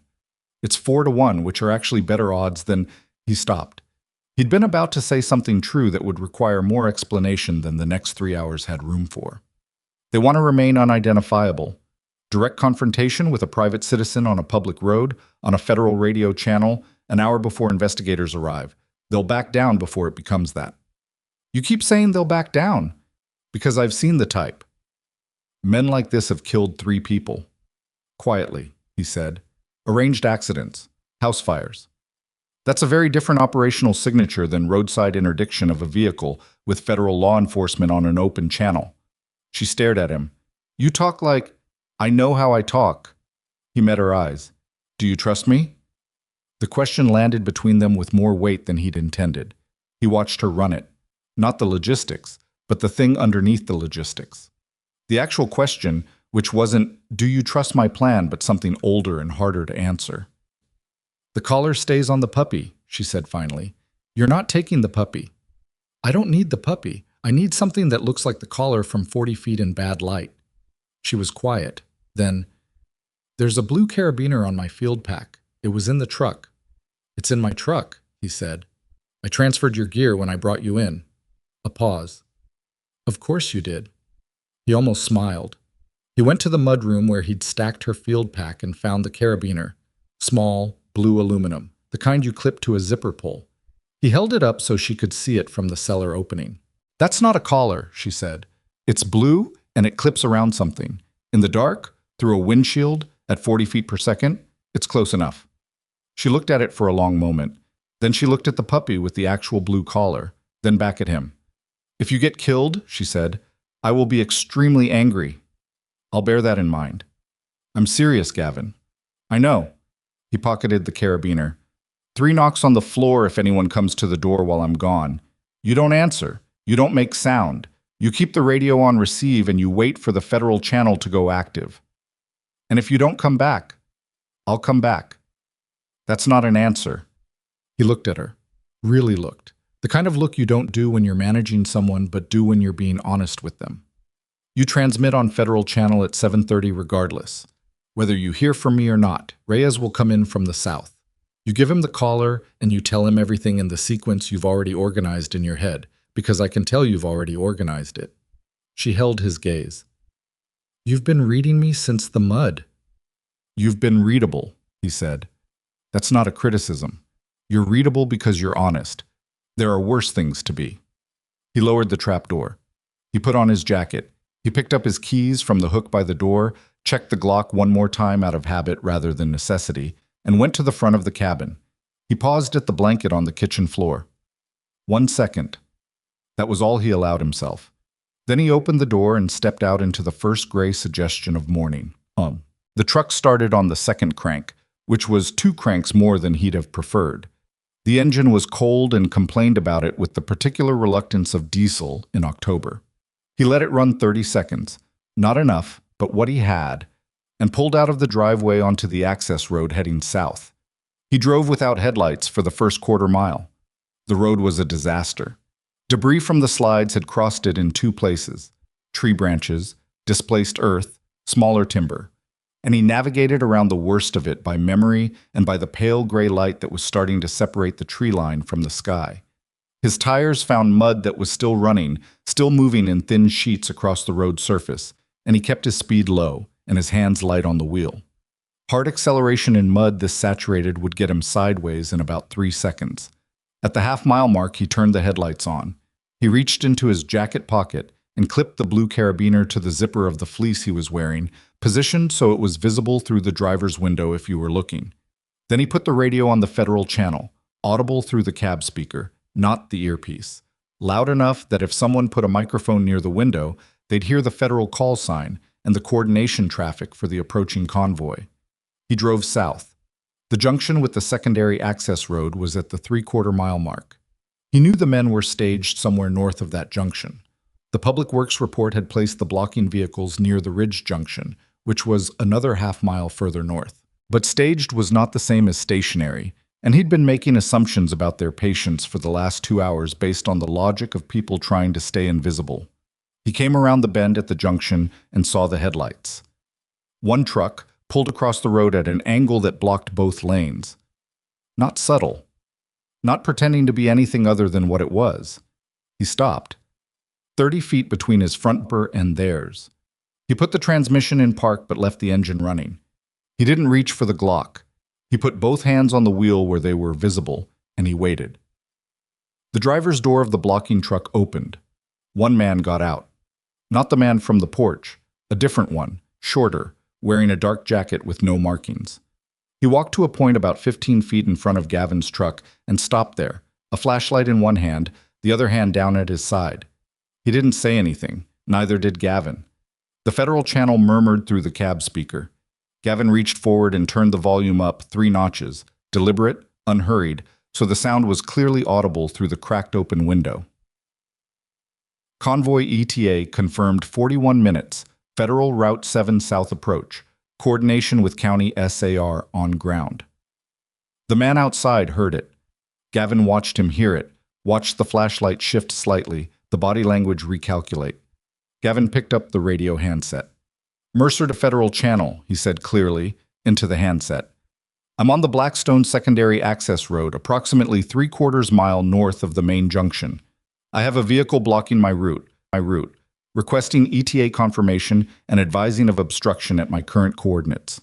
He read the coordinates off his GPS unit, not because Federal Dispatch needed them. They had his signal. But because he wanted the man outside the truck to hear coordinates being transmitted on a federal frequency. A pause on the channel. Then the dispatcher. "Copy, Mercer. ETA 39 minutes. We have your coordinates. Do you require immediate assistance?" "Stand by," Gavin said. He looked at the man in front of his truck. The man looked back at him. 15 feet and a federal radio transmission between them. Behind Gavin, somewhere up the dark road, 3 other men were listening to the same exchange through whatever communication they had. And the man with the credentials from the porch, the one Gavin had tagged as the decision maker, was somewhere in the dark running the math that Gavin had been running since 5 a.m. The math was simple. It was the same math it had always been. You could push or you could pull back, and the only question was which one left you with more options tomorrow. The man in front of the truck took a step backward, then another. His hand came up, not threateningly, just the universal gesture of a man indicating that a situation is not what it might appear. "Road's blocked from the slide," the man said. His voice was even, practiced. "I was checking the clearance." "Appreciate that," Gavin said. "I'll need you to move the vehicle." A pause that lasted 2 seconds too long. "Sure thing." The man got back in his truck. The engine revved. The truck pulled forward slowly and then swung left onto the grass margin of the road, making enough room for Gavin to pass. Gavin drove past at a careful, unhurried speed. He didn't look at the truck as he passed it. He kept his eyes on the road ahead and his hands on the wheel and his breathing at the pace he'd been maintaining for the last 45 minutes. The pace that meant he was managing his own adrenaline the way you managed equipment in a hostile environment. Attentively, without drama, knowing that the moment you stopped managing it was the moment it started managing you. He cleared the junction. He drove south. A mile further, where the access road met the main Blackstone Highway and the first gray light was coming real and solid over the eastern ridge, he pulled to the shoulder and sat for a moment with the engine running and both hands still on the wheel. His hands were not shaking. He'd expected them to. They didn't, which was either good news about his nervous system or bad news about something he'd been telling himself for 3 years about who he'd become since he left. He keyed the radio. Mercer to Federal Channel. Obstruction is clear. I'm at the main highway junction. Copy, Mercer. Hold position. Convoy is 36 minutes out. He held position. The sun came over the ridge, not dramatically, not the way it would in a film, but the way it actually comes on a morning after a storm. Tentatively, in pieces, pale gold through cloud gaps that kept closing and reopening. It hit the wet road surface and turned it briefly silver. A bird called somewhere in the trees above the junction, the first bird sound he'd heard since the storm started, and it was so ordinary and so complete that it sat in his chest for a moment before he let it go. He reached into his jacket pocket. His fingers found the blue carabiner. He held it in his palm and looked at it. Then he thought about Rex and the blanket and the 11 years of a particular kind of loyalty that had no language adequate to it, and he let himself sit with that for exactly as long as the 36 minutes required of him. The federal convoy arrived in 33 minutes, not 36. 2 black SUVs and an unmarked panel van moving fast down the highway from the south before they slowed at the junction and pulled up alongside his truck. The first door opened and a man got out. Late 40s, compact, wearing a rain jacket that was actually weathered instead of new, with the specific economy of movement that Gavin recognized as someone who'd spent years in positions where wasted motion had costs. Mercer? The man said. Yeah. Marcus Reyes. Environmental crimes. Federal. He extended his hand. You have an injured party at the cabin. And evidence, Gavin said. The evidence goes to you directly. She'll want to verify your identification before she hands it over. I'd recommend letting her. Reyes looked at him steadily. She would be right to. He paused. The vehicles we passed on the secondary road. 2 trucks parked on the margin at the Ridge Junction. I know. We've got county units moving on them now. He said it without satisfaction. Just information. Who am I dealing with in terms of the operation?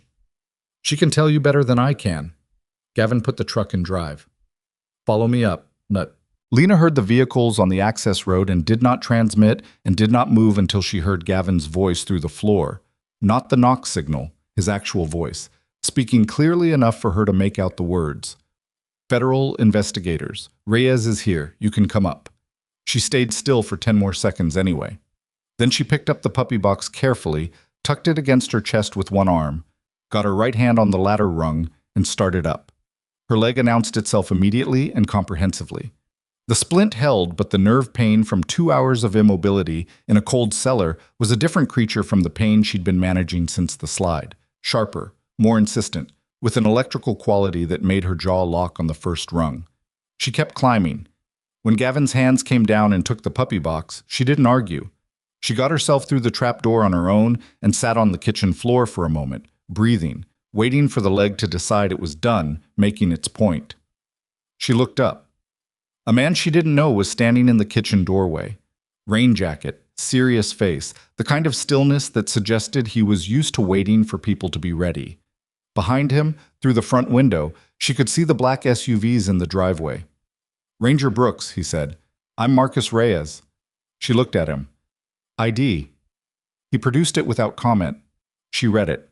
Federal credentials, the right division, the right seal, the photograph matching the face in front of her. She held out her hand and Gavin put the puppy box into it. She reached in with 2 fingers, found the smallest puppy, found the blue thread collar. Her fingers worked the small clasp at the back. She'd designed it to open quickly because she'd anticipated needing it to. and she held the collar out to Reyes. "Memory card is in the lining," she said, "encrypted.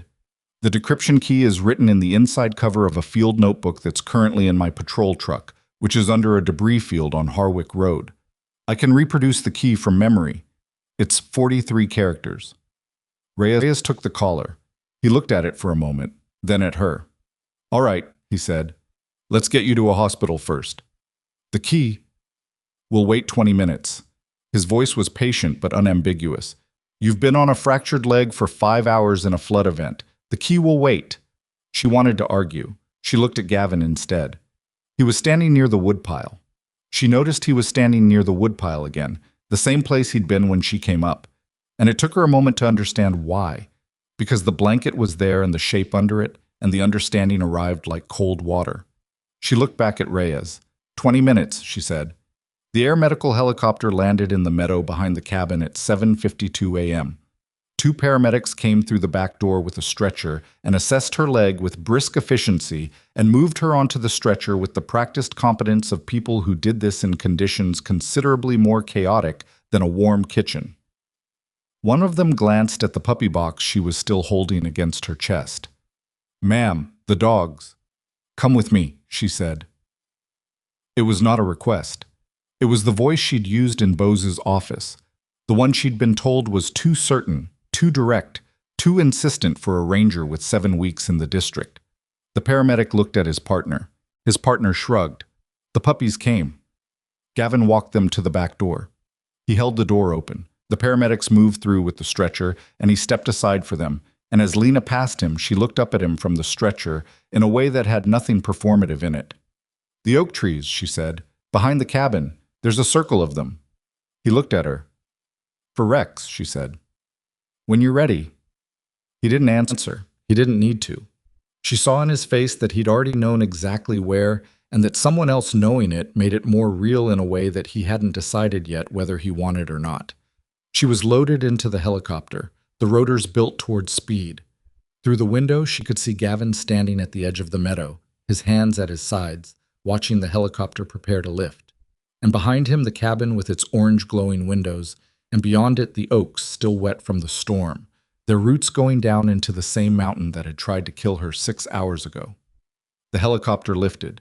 The Blackstone Highlands fell away beneath her, the debris fields visible now in the morning light. Brown gashes across the green hillside where the mountain had let go, the logging roads cutting through the protected zones in the pattern she'd memorized. The evidence of 18 months of quiet, methodical destruction that the storm had finally made visible to anyone who knew where to look. She pressed her palm flat against the window.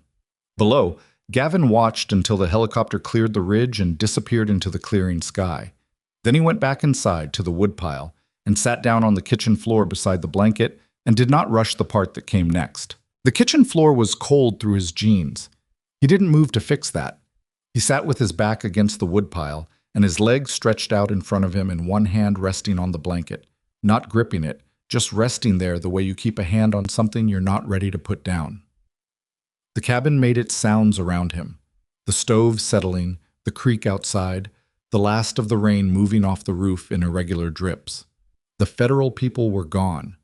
Their vehicles had pulled out 20 minutes after the helicopter lifted, Reyes leaving 2 agents behind to process the cabin as a secondary scene, then calling them back when Gavin pointed out, without particular heat, that the cabin wasn't a crime scene, and he hadn't consented to processing.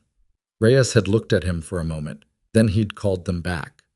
There was a quality to Reyes that Gavin had recognized and filed without comment, the kind of federal investigator who'd learned that being right about everything immediately was less useful than being right eventually and keeping people cooperative in the meantime. He'd taken the collar, confirmed Lena's verbal decryption key against his own recording of her transmission, and left with the particular focused quiet of a man who had a significant amount of work ahead of him and intended to do it properly. The arrests he'd set at the door would begin within 72 hours.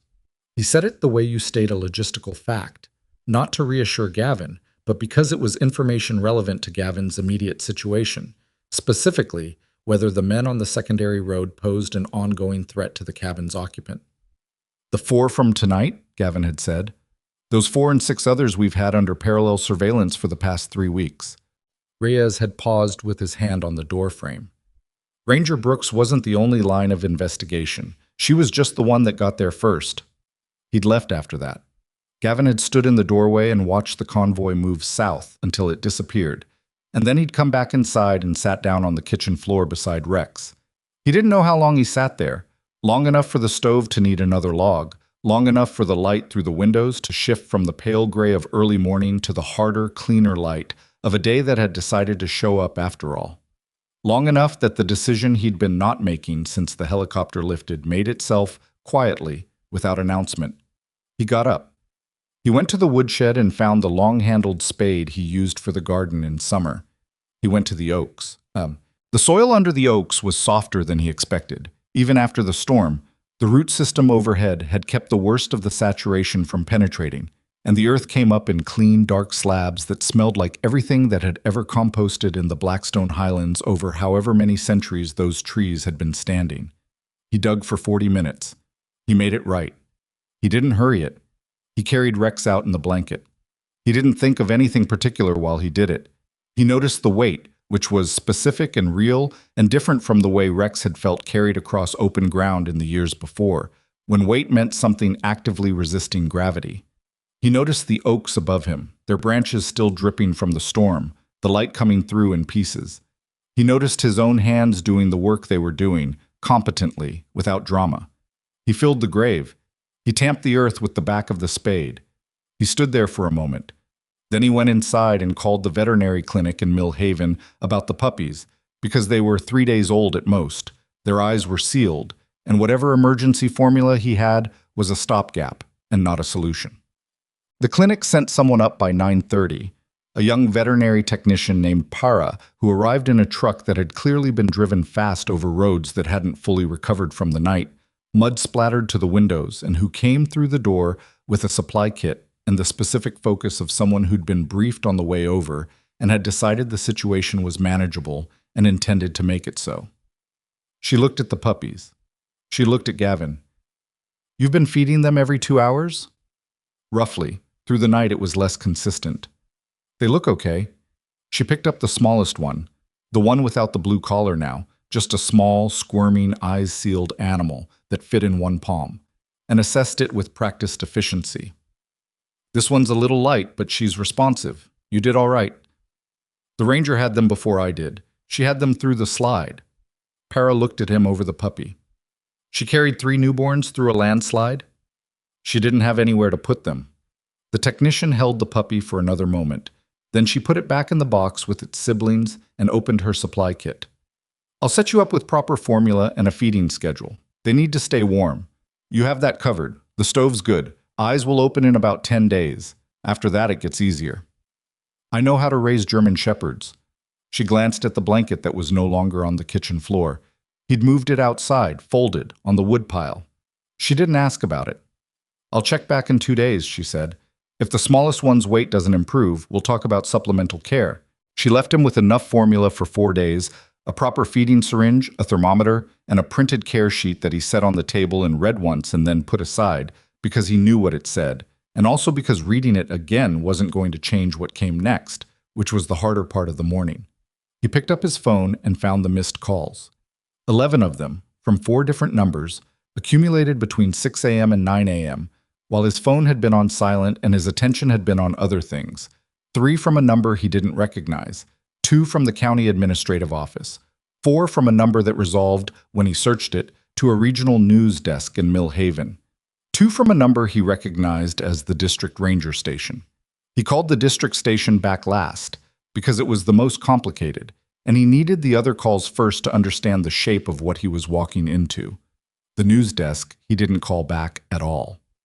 The hospital in Mill Haven was 40 miles south of the Blackstone district boundary, a regional medical center that served 4 counties and had, Gavin knew from a previous experience he preferred not to revisit, a trauma surgery unit that was competent, if not exceptional. He drove down at noon, the puppies in their box on the passenger seat, Para's feeding schedule on the dash. The drive took him past the Harwick Road junction, where 2 county vehicles were parked alongside the debris field, and a crew was beginning the long work of clearing the access road. He slowed as he passed. Through the gap in the trees, he could see the approximate location of where he'd found her. The mud was still raw there, still wet, the earth disturbed in the way that doesn't look natural because it isn't. One of the county workers glanced at his truck. Gavin kept moving. The hospital's main parking lot was half occupied on a Thursday morning. He found a space in the shade, cracked the windows for the puppies, and went inside. He was not prepared for the lobby.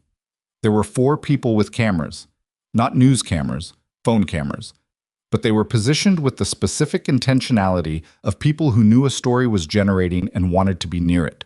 A hospital security guard was having a low-voiced conversation with a woman holding a press credential.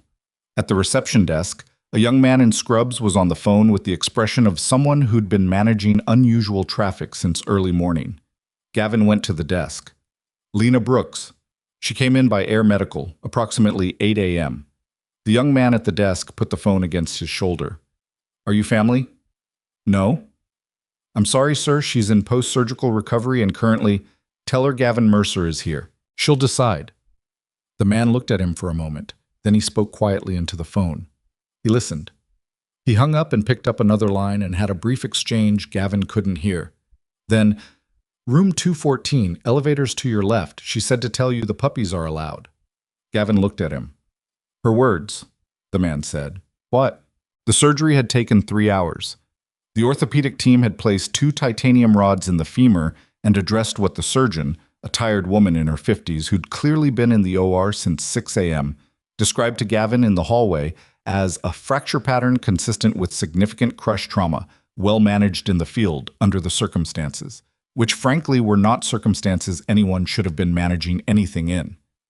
Lena was in the bed with her leg elevated, an IV in her left arm, and the particular flattened quality of someone who'd been through general anesthesia and hadn't quite fully arrived back yet. She was also, despite this, sitting partially upright and holding a phone, which she put face down on the blanket when Gavin came through the door. He set the puppy box on the chair beside the bed. She looked at the box, then at him. Her eyes went briefly to the space beside him, the space where Rex would have been, and then away. How bad was the surgery? He said. Normal, apparently. The surgeon said I managed the field stabilization well. She said it with a flatness that suggested she'd been hearing variations of this since she came out of anesthesia and had not yet decided how to feel about it. She also said if I'd moved around much more on that leg, I'd have caused arterial damage. You didn't move around much. I climbed a ladder. Once. I climbed it under duress. He almost smiled. He sat down in the second chair, the one not occupied by the puppy box, and looked at her properly for the first time in good light. She was pale from blood loss and surgery, and a night that would have put most people completely under, and her hair was still carrying the dried residue of mud from the slide, and she looked, in the honest light of a hospital room on a Thursday morning, approximately 26 years old, which she was, which he'd known since the mud in the dark, but which somehow registered differently now. Reyes called me, she said. When? An hour ago, from his car. He'd just left the federal processing facility. She looked at the window. They broke the encryption on the memory card. And? She was quiet for a moment. The particular quiet of someone organizing a large amount of information into the sequence that makes most sense to say out loud. It's bigger than I thought, she said. The logging operation was the visible part. Underneath it, the shell companies, the payment records. It connects to a commercial development consortium that's been buying land parcels around the Blackstone watershed for 4 years. Protected land, mostly. Land that shouldn't be purchasable. They were cutting the timber to devalue the forest designation, manufacturing erosion data to reclassify protected zones as unstable, then moving the reclassified parcels through a series of county assessments to... She stopped. They were going to build on it. 30 years of protected highland watershed, and they were going to put resort infrastructure on it. Hotels, private roads, a ski development. Gavin looked at her. The landslides weren't a side effect, she said. They were part of it. Unstable land gets reclassified faster. People leave when their properties flood. The Kellner property, the service road. Those weren't accidents. They were leverage. How many people knew? In the consortium, Reyes thinks 12 to 15 with direct knowledge. Outside, officials who were paid to look away, assessors who signed paperwork without asking questions. He's counting. A pause. Bowes is one of 11 public officials identified in the payment records so far. The IV line shifted as she moved her arm. She looked at it with brief irritation and adjusted. "They're making arrests today," she said. "Reyes wanted me to know before it became public." He said. She stopped again. This stop was different. Something was working behind her eyes that wasn't organization, something more personal, less controlled. He said the evidence package I built was the most complete pre-arrest documentation his unit had received from a non-investigative source in 14 years of environmental crimes work. Gavin waited. 14 years, she said. Not proud. Something more complicated than proud. I've been a park ranger for 3 years and in this district for 7 weeks. Yeah. Everyone in that district thought I know what they thought. She looked at him. Does it matter that they were wrong? He thought about it, actually thought about it, rather than offering the reflexive reassurance she wasn't asking for. It matters for the next person they do it to, he said. For you. You did the work regardless. The work was real regardless. Whether they believed in it or not didn't change what it was. She held his gaze for a moment. Then she looked at the puppy box. How are they? Vet Tech came up this morning. Smallest one is a little underweight but responsive. She said they look okay. The smallest one. She reached over and touched the edge of the box. The smallest puppy shifted toward the warmth of her hand with the blind, instinctive accuracy of a newborn following the only navigation system it has. She never cried in the cellar. The whole time, the other two were... She made a small gesture. She was just quiet, like she was conserving. She was probably cold. She was definitely cold. A pause. I just kept checking if she was breathing. The room was quiet for a moment. Down the hall, something beeped. A door opened and closed. Gavin. She said his name the way she'd said it the night before. In the cellar, directly, without preamble, signaling that what came next was going to be real rather than managed. There's going to be a debrief. Formal. Reyes wants it on record. He also... She picked up the phone and turned it over. On the screen, a text thread with a number labeled Reyes Fed. He wants to talk to you. About what? About last night, specifically about the radio setup, the decoy operation, and... She looked at the phone, then at him. He ran your name. The room temperature didn't change. Something in Gavin's chest did. What did he find? Gavin said. She looked at him steadily. He didn't tell me what he found. He told me he'd like to speak with you at your convenience, and that he has questions that are not related to last night's events. What kind of questions? The kind that are better discussed in person. She held his gaze. He said to tell you the name Halcourt. The name landed like a stone dropped into still water, and the ripples moved through him in a way that didn't show on his face because he'd spent 11 years learning to make sure things didn't show on his face. But the name was not a name he'd expected to hear in a hospital room in Mill Haven on a Thursday morning or anywhere else, because Halcourt was a classified operational designation for a task force that had officially ceased to exist 4 years ago. He looked at the window. All right, he said. You don't have to tell me, Lena said quietly. I'm not asking. I know. He looked back at her. Halcourt was a joint interagency task force. Environmental crimes, organized crime, DoD overlap. We were tracking timber and resource extraction operations in 3 countries that were funding other things. It ran for 4 years. It was shut down after a political decision that I disagreed with at the time and still disagree with. She was very still. That's why you moved up here, she said. One of the reasons. And Reyes was probably on the edges of it, or knows someone who was. He looked at the puppy box. The operation you uncovered, the consortium, the shell companies, the development scheme, it may connect to something larger than a regional land grab. That would be why he's running it federal rather than through the State Environmental Crimes Division. She absorbed this. Then, is that good or bad? It's complicated, he said, which is different from bad. She was quiet for a moment. Then she said, my supervisor in my previous district told me I had good instincts but poor judgment about when to act on them. He said I needed to learn patience. She looked at the window. I thought about that a lot in the first 6 weeks at Blackstone. Whether he was right. He was wrong, Gavin said. Maybe. She turned her head back. Or maybe if I'd been more patient, less unilateral, I'd have built a stronger case and gone in with backup and not ended up under a pine tree. If you'd waited, the storm would have destroyed the physical evidence on the ridge. I know. A pause. I know. I keep running the other version, the one where I'm more careful and it still works. The other version is usually a story you tell yourself to make the one that actually happened feel like a mistake. She looked at him for a long moment. That's either very wise or a rationalization. Might be both. The door opened. A nurse came in to check the IV, gave them both the brisk professional non-acknowledgement of medical staff working around visitors, made a note on her chart, and left. Lena shifted against the pillow. The movement cost her something, a brief tightening around her eyes, but she managed it without commentary. There's a press situation, she said. I know. I saw the lobby. Reyes wants to manage the public statement, keep my name out of the initial release. She said it carefully, like she was still forming the opinion as she said it. He says it's for operational reasons. The arrests aren't complete. Some subjects are still at large. If my name is public, it creates risk.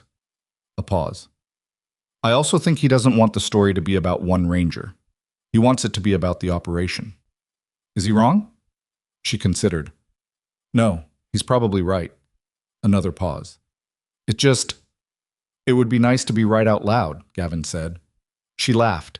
It was brief and somewhat painful looking and completely unguarded, the kind of laugh that comes out before you've had a chance to decide whether to let it. Yeah, she said. That. You'll be right out loud eventually. These things come out. I know. She looked at the ceiling for a moment. It's just 7 weeks of being the new one who doesn't know how things are done up here, and the reports that went nowhere, and Bo's looking at me like I was a student who'd misread the assignment. She stopped. I don't need the credit, I really don't. I just want for it to matter, Gavin said. She lowered her eyes from the ceiling, looked at him. Yeah, she said again. It matters. The land is still there. The consortium's arrested. The people in those residential properties below the slide zone aren't going to lose their houses to the next engineered flood event. He said it plainly, the same tone he'd used through the whole night. Not comfort, just inventory, facts in their proper weight. That's real. The credit comes later or it doesn't, but the thing itself is real. She held his gaze for a longer moment than most people held his gaze. He noticed that she did this consistently, not staring, not performing eye contact, but actually looking at him the way you look at something you're trying to understand rather than just see. Who are you, Gavin Mercer? She said. A man who lives on a mountain. That's not an answer. It's the one I've been using for 3 years. Does it work? Less well than it used to. She nodded slowly, not satisfied, but accepting the boundary for now, which he appreciated. She had the instinct. He'd seen it operate all night, for knowing when pressing produced information and when it produced resistance, and the intelligence to tell the difference. She picked up the phone again, found Reyes's number, held it out to him. He looked at it. You don't have to, she said. I told him you might not. What did he say? He said he'd ask once and then leave it alone. A pause. He also said, and I'm quoting here, tell him the Halcourt files didn't get destroyed when the task force shut down. They got moved. Gavin looked at the phone in her hand for a long moment. Moved meant they were still active. Moved meant Halcourt had become something else under a different name, running quieter, with less official profile.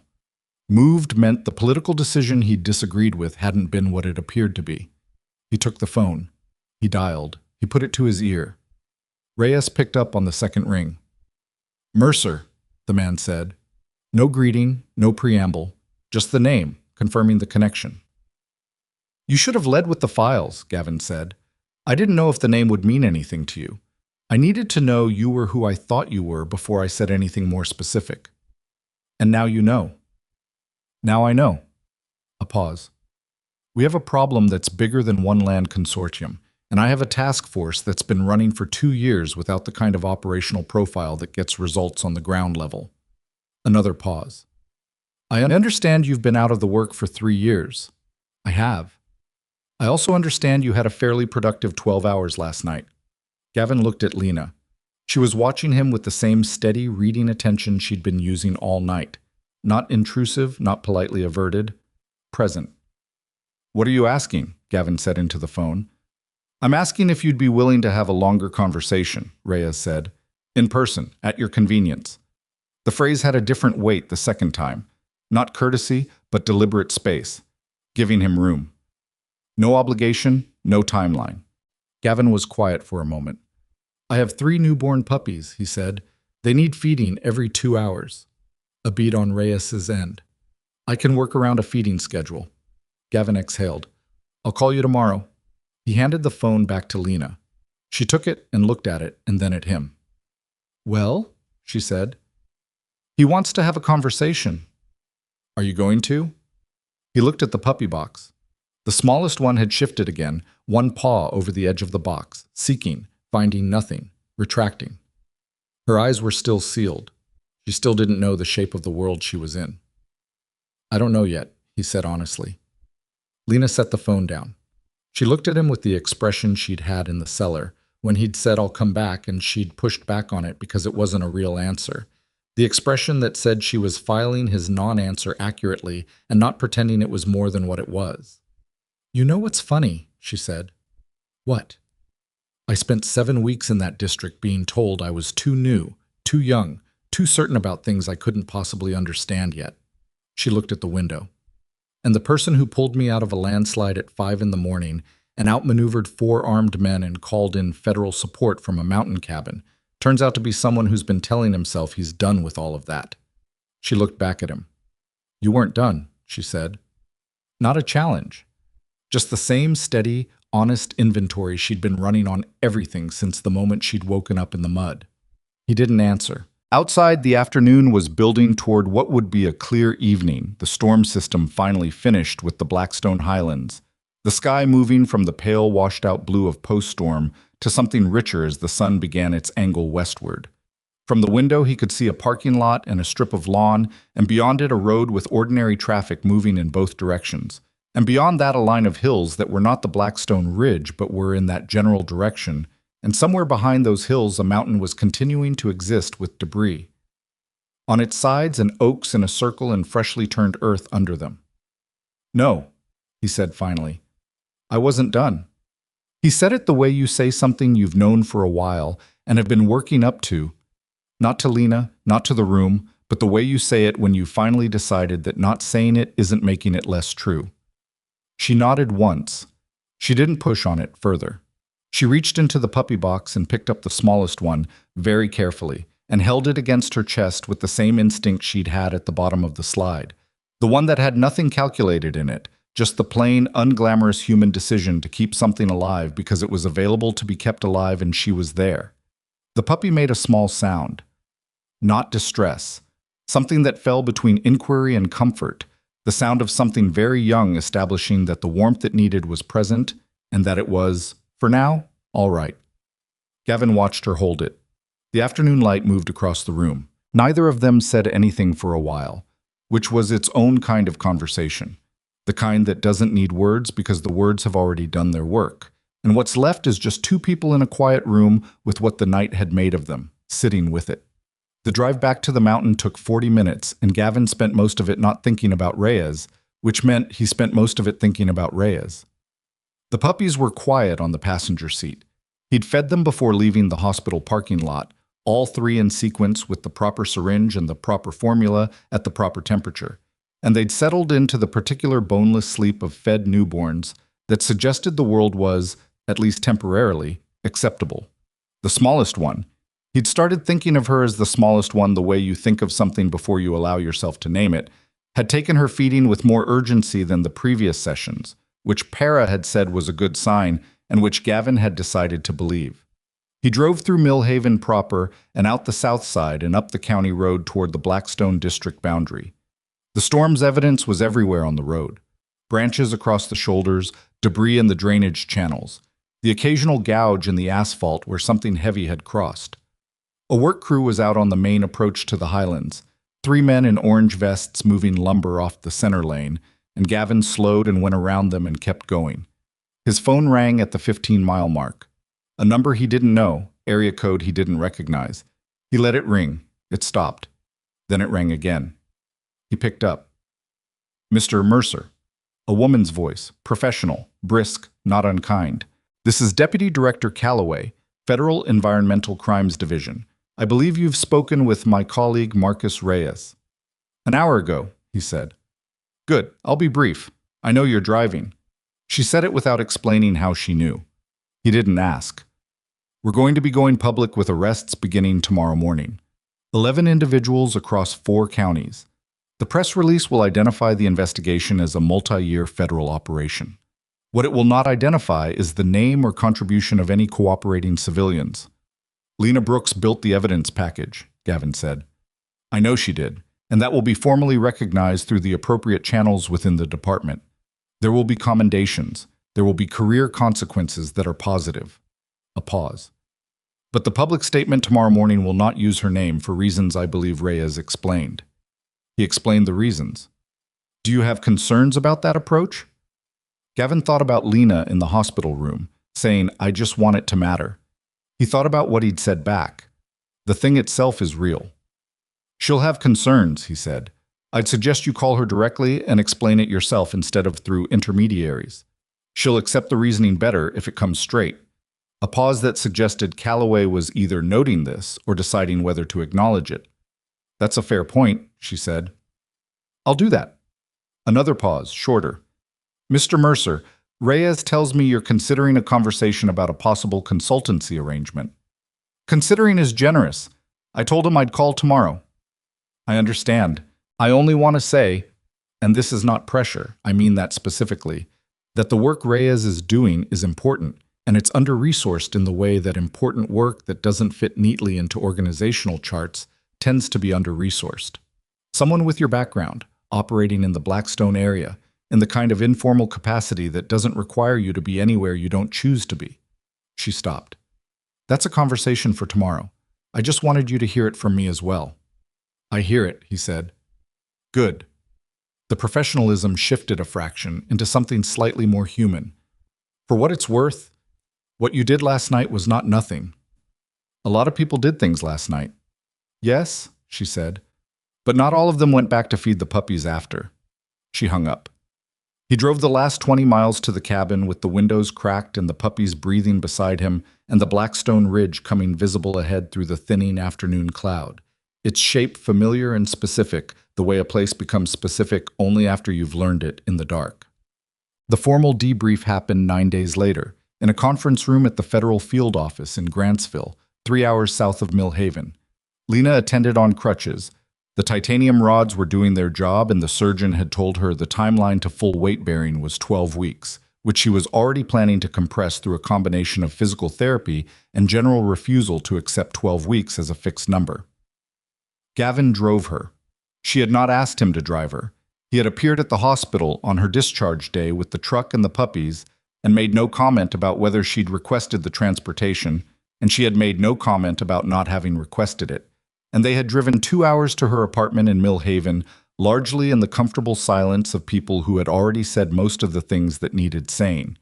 The debrief room had a long table, a recording device, 2 federal investigators she'd never met, Reyes, and a woman introduced only as Calloway, who sat at the end of the table and listened without speaking for most of the first hour. Lena went through it in sequence. Not the way she'd rehearsed it.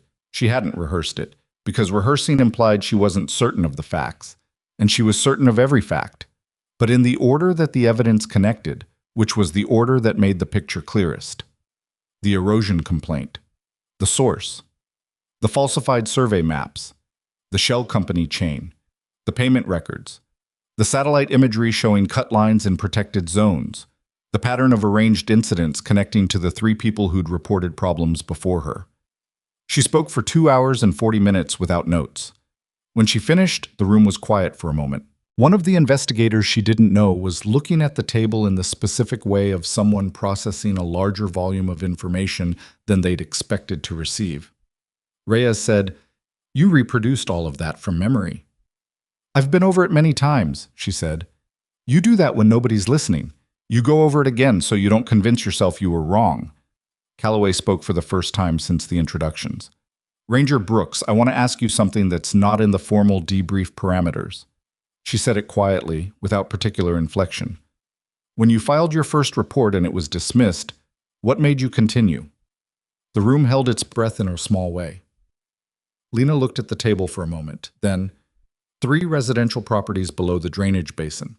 I'd met the people who lived in them during my sector orientation. One of them had a 4-year-old. She looked up. I didn't continue because I was certain I was right. I continued because I was certain about what happened if I was right, and I'd stopped. Calloway held her gaze. Then she nodded once and picked up her pen and wrote something on the paper in front of her. Harlan Bowes was arrested on the morning of the first press release at his home in Bridger County by 2 federal agents who arrived at 6:15 a.m. when he was still in his kitchen robe. His attorney issued a statement within the hour. Bowes himself said nothing publicly, which was, Lena thought when she read the coverage, the first sensible decision he'd made in at least 18 months. The press release named 11 individuals. By evening it was 14, 3 additional arrests made as subjects attempted to move assets or cross state lines, a predictable response that Reyes had apparently anticipated and positioned people for. The man who'd stood in front of Gavin's truck on the secondary road was identified in the 3rd wave of arrests as a former county contractor with a documented history of working private security for extractive industry operations. His name was not Creed, his name was Dale Furness, which was somehow worse. The banality of it, the ordinary professional resume of a man who'd helped engineer 3 near deaths and 1 actual death for a land development scheme. The woman who'd survived the house fire, the one whose survival Lena had traced backward to find the thread, was named Cecilia Park, a former environmental assessor who'd filed a complaint about the falsified surveys 14 months before Lena arrived in the district. Her complaint had been redirected by Bowes to a county review committee that had never convened. She'd lost her house. She'd moved to another county and taken a job at a surveying firm and kept the files she'd copied before the fire in a storage unit 300 miles away on the theory that someday someone would need them. Reyes drove to see her the day after the arrests. He called Lena from the road after. She said she's glad it happened before she got too old to care, he reported. She also said she wants her assessor's license reinstated. Can you do that? I can recommend it to the right people. A pause. I already did. The public story broke wide in the 2nd week. National outlets picked it up from the regional coverage, and by the time the full picture was assembled, the watershed, the development consortium, the engineered landslides, the bought officials, the 17-year accumulated scheme to convert protected highland into resort infrastructure, it was the kind of story that generates the specific public outrage of people who'd believed certain systems were, at minimum, trying. Lena's name appeared in the coverage on day 4, despite Reyes's initial containment, not because the federal office released it, they hadn't, but because the county SAR coordinator in Mill Haven, a woman named Deborah Kwan, gave a brief interview to a local television station in which she mentioned that the evidence that broke the case had been collected by a single field ranger working outside authorized channels because the authorized channels had been compromised. She didn't name Lena. She didn't need to. By the end of day 5, the name Lena Brooks was in 12 separate news pieces, 3 of which had photographs pulled from the district website, the standard issue portrait they took of all new rangers, which showed her looking approximately 19 and faintly uncertain about the camera, which was not how she looked about anything else. She was at Gavin's cabin when the coverage broke wide. She'd come up twice in the 2 weeks since discharge, once with Reyes, to walk the property that had served as the staging point for the night's events, which was the official reason, and once without official reason, which they both understood was its own kind of reason. She was on the couch with her leg elevated on a folded blanket and the smallest puppy asleep on her sternum, when her phone began generating the specific pattern of notifications that means the internet has decided to have an opinion about you. She silenced it. She put it face down on the cushion beside her. Gavin was in the kitchen. He heard the silencing. Coverage, he said? Apparently. How bad? Deborah Kwan gave an interview. He came to the kitchen doorway. Is that bad? No. She looked at the ceiling. It's not bad. It's just... She stopped. The puppy shifted on her sternum, resettling without waking. I've been prepared for this case to matter. I don't know if I was prepared for people to have opinions about me. They'll have opinions for 3 weeks, he said. Then they'll have opinions about something else. I know. A pause. My mother called this morning. He waited. She said she always knew I'd do something like this. Lena's voice had a quality in it he hadn't heard before. Not quite hurt, not quite amused. Somewhere in between, the specific register of a family relationship operating in its own complicated logic. She said it exactly like that. I always knew, like she'd predicted it. Maybe she had. She told me 18 months ago that Field Ranger was a waste of my education. People change their minds when the results come in. They change their version of what they always thought, Lena said, which isn't the same thing. He said nothing. She was right, and they both knew it, and saying so again wouldn't add to it.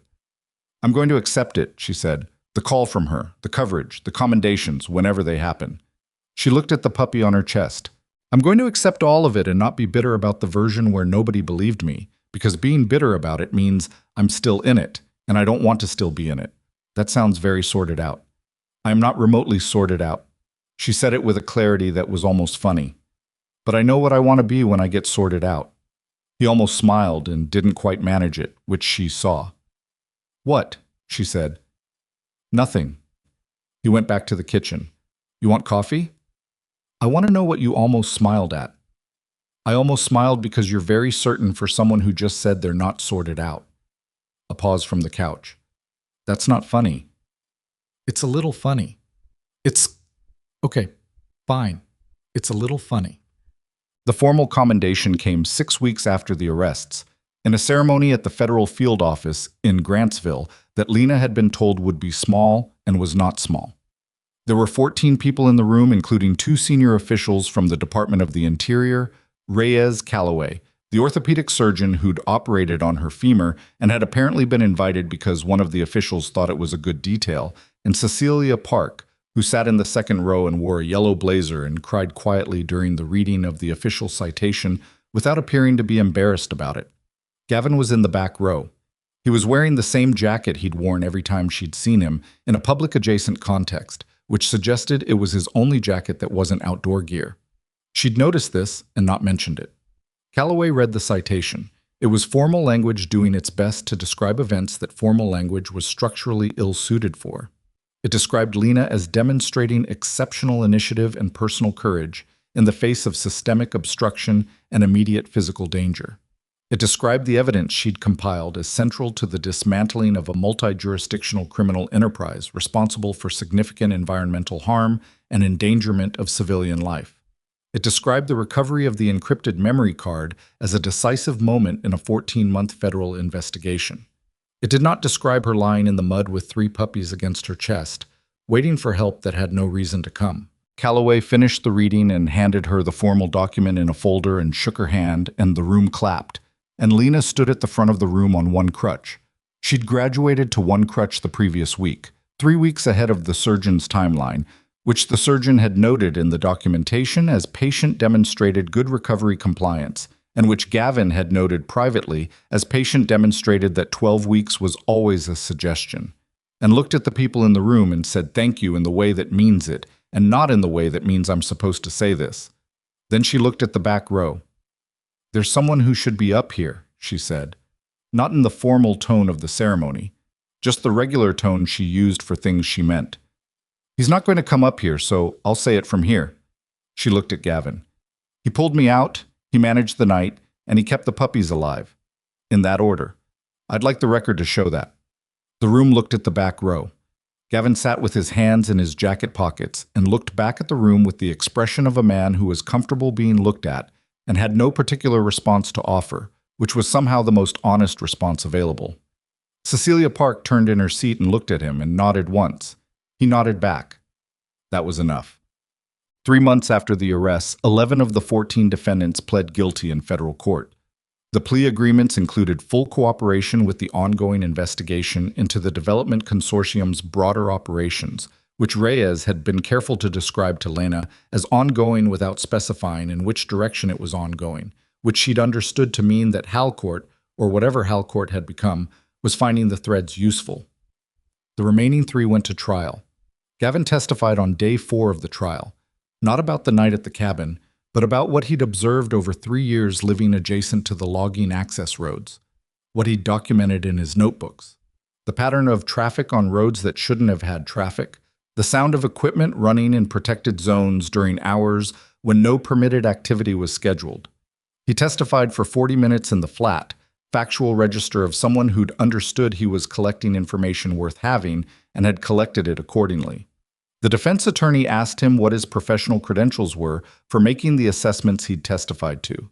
He said he'd been a Navy SEAL for 11 years with significant experience in environmental and resource extraction-related operational contexts in multiple countries, that he'd then spent 3 years as a private contractor advising on exactly this category of land use violations before leaving that work, and that he'd subsequently moved to the Blackstone Highlands and spent 3 years observing the land he lived on because he had nothing else to do and the land was worth observing. The attorney looked at her notes, then at him. Then she said she had no further questions. Lena was in the gallery. She had both her legs under her, the crutches gone, walking with a slight favoring of the left side that the surgeon said would resolve completely in another 2 months, and which she'd already mostly stopped noticing. She watched him step down from the witness stand and come up the aisle and take the seat beside her, and she said nothing until the next witness was being sworn in. Then, very quietly, "You were a contractor. For 2 years. Advising on land use violations. Among other things." A pause. "Is that what Reyes wants you to do again?" "A version of it." "Are you going to?" He looked at the front of the courtroom. "I've been helping him on an informal basis for 6 weeks, locally. Nothing that requires me to be anywhere other than where I already am." She absorbed this. "You could have told me that. I was figuring out if it was going to last. And is it?" "So far." She looked at the witness being sworn in, one of the consortium's former financial officers, pale and young and visibly terrified in the way of someone who'd been very comfortable for a long time and had recently learned what the floor of that comfort was made of. "Good," she said. The Mountain Protection Division was formally established 4 months after the trial concluded by a joint federal and state agreement that had been in negotiation for 3 months, and that Reyes had been quietly advocating for longer than that. It had a budget, a mandate, and a coordinator position that was offered to Lena in a phone call from Callaway that lasted 11 minutes and included a salary figure that was significantly better than district ranger pay, and a description of the role that was, Lena thought, essentially the job she'd been doing without authorization since week 2 of her assignment to Blackstone. She took 24 hours before accepting. Not because she was uncertain. She was not uncertain, she'd known within the first 3 minutes of the call, but because she'd learned something in the previous months about the value of not answering immediately when the answer was yes. Something about how much you could tell about people by how they behaved in the space between offer and acceptance. Callaway had held the space without filling it, which told Lena what she needed to know about whether working with Callaway was going to be workable. She accepted on the second call. Her first official act as coordinator was to submit a formal request for the reinstatement of Cecilia Park's environmental assessor, licensed to the state licensing board. With a letter of recommendation, she'd spent 3 evenings writing and rewriting until it said exactly what she meant, rather than approximately what she meant. The license was reinstated 6 weeks later. Cecilia Park sent a card. Handwritten, 3 sentences. The last sentence said, "You did what I couldn't, and I'm glad one of us had the energy for it." Lena kept the card in her desk, not displayed in the drawer, face down, the way you keep things that matter enough that you don't need them visible to remember.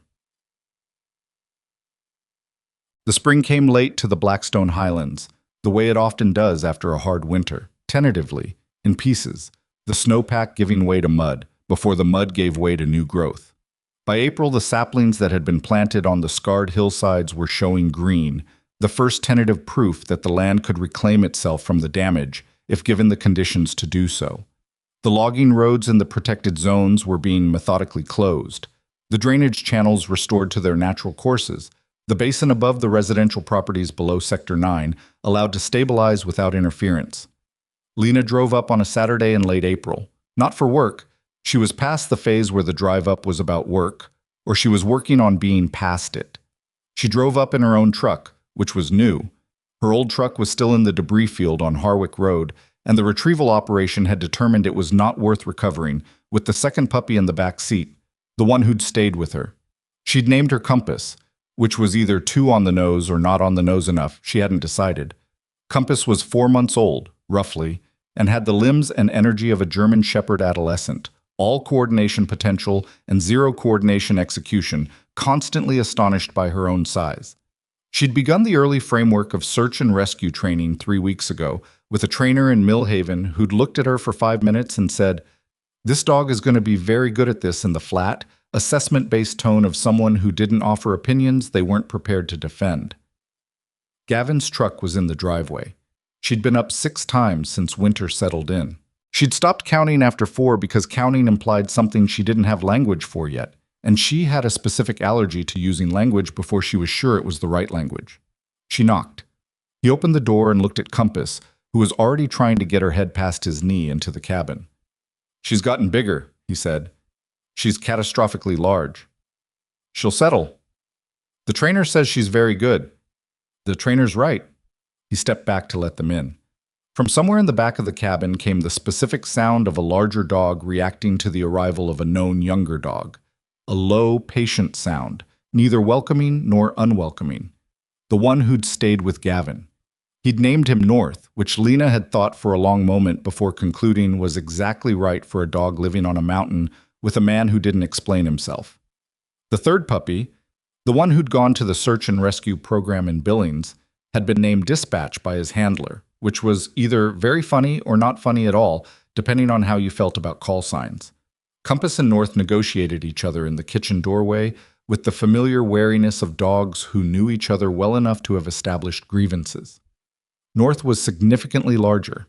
Compass was significantly faster. The negotiation resolved, as it usually did, in a circling truce that would hold for approximately 20 minutes before devolving into chaos. Lena sat at the kitchen table. Gavin put coffee in front of her without asking. She wrapped both hands around the cup. Outside the window, the oaks were beginning to leaf. The first green coming in at the tips of the branches, pale and tentative against the bark that had survived another winter. "I got a letter from the consortium's lead attorney," she said. "Filed a civil complaint. Against me personally, not the federal office. Claims the evidence was collected through unlawful means." Gavin sat across from her. "Is it going anywhere?" Reyes says no.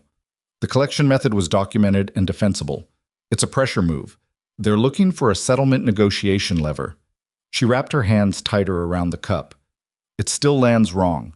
You do the right thing, and someone files paperwork at you. That's usually how it works." "I know." She looked at the cup. "I know. It doesn't mean I have to like it." "No," he said. "You don't." She looked at him across the table. In the months since the night at the cabin, she'd gotten better at reading him. Not all of him. She wasn't sure anyone got all of him, but enough of him. The way his hands were when he was at ease. The specific quality of silence he used when he was actually listening versus when he was waiting. The thing he did with his eyes when something landed harder than he was planning to let show. "Are you okay?" she said. Direct. No preamble. "Generally?" "Specifically." He looked at the window. "Reyes wants me to go to Portland next week. A meeting with some people from the consortium's financial network. There are threads connecting to operations in 2 other states, and he thinks having someone in the room who knows the landscape. Portland's a 12-hour drive. I know. It's also not the Blackstone Highlands." "No," he said. "It's not." She held his gaze. "Is that the problem?" He was quiet for a moment. "I spent 3 years figuring out that the work didn't have to be my whole life to be worth doing. I don't know if going back to Portland means I've figured out how to do it differently, or if it just means I've convinced myself that I have." "Those are different things," she said. "Yeah." "Which one do you think it is?" He looked at his coffee. "I think I won't know until I go and come back." She was quiet for a moment, then go. Come back. Find out. He looked at her. "You're not going to lose this," she said. She didn't gesture at the cabin or the oaks or the window. She didn't need to specify what this was because they both knew. "You built this. It doesn't disappear because you drove to Portland." He held her gaze for a long moment with the expression she'd learned to read as him, deciding whether to say the thing he was thinking or the managed version of the thing he was thinking. He said the real one. I lost things before because I was away long enough that they became abstract. And abstract things don't hold. Then don't let it go abstract, she said. That's a decision, not a circumstance. The kitchen was quiet. North had come in from wherever he'd been and settled near the table. Compass was circling the kitchen in the restless, unfocused way of young dogs, who have eaten recently and don't know what to do with themselves. Gavin picked up his cup. He looked at it. You said I wasn't done, he said. You said it, she corrected. I just agreed. You said it first. I implied it. Implying is saying. She almost smiled. She let it happen this time, fully, the way she'd been progressively allowing things to happen fully since the night on the mountain when not allowing things fully had stopped being a strategy she had energy for. Fine, I said it. I was right. You usually are. I am usually right, she agreed. It's a whole thing. He looked at her across the table with the expression that wasn't quite a smile, but was the expression that lived in the same neighborhood as one. The expression she'd decided was the version of smiling he'd kept after everything else had been stripped away and rebuilt. Smaller, more specific, but real in the way that things are real when they've survived being tested. I'll go to Portland, he said. Good. And come back. I know you will. He looked at the window. The oaks outside were fully leafed now in his sight line, the green pale and new and moving slightly in the April air that came down off the ridge with the specific quality of highland spring, cold underneath, the promise of warmth on the surface, the land doing what land does when it's been left to it.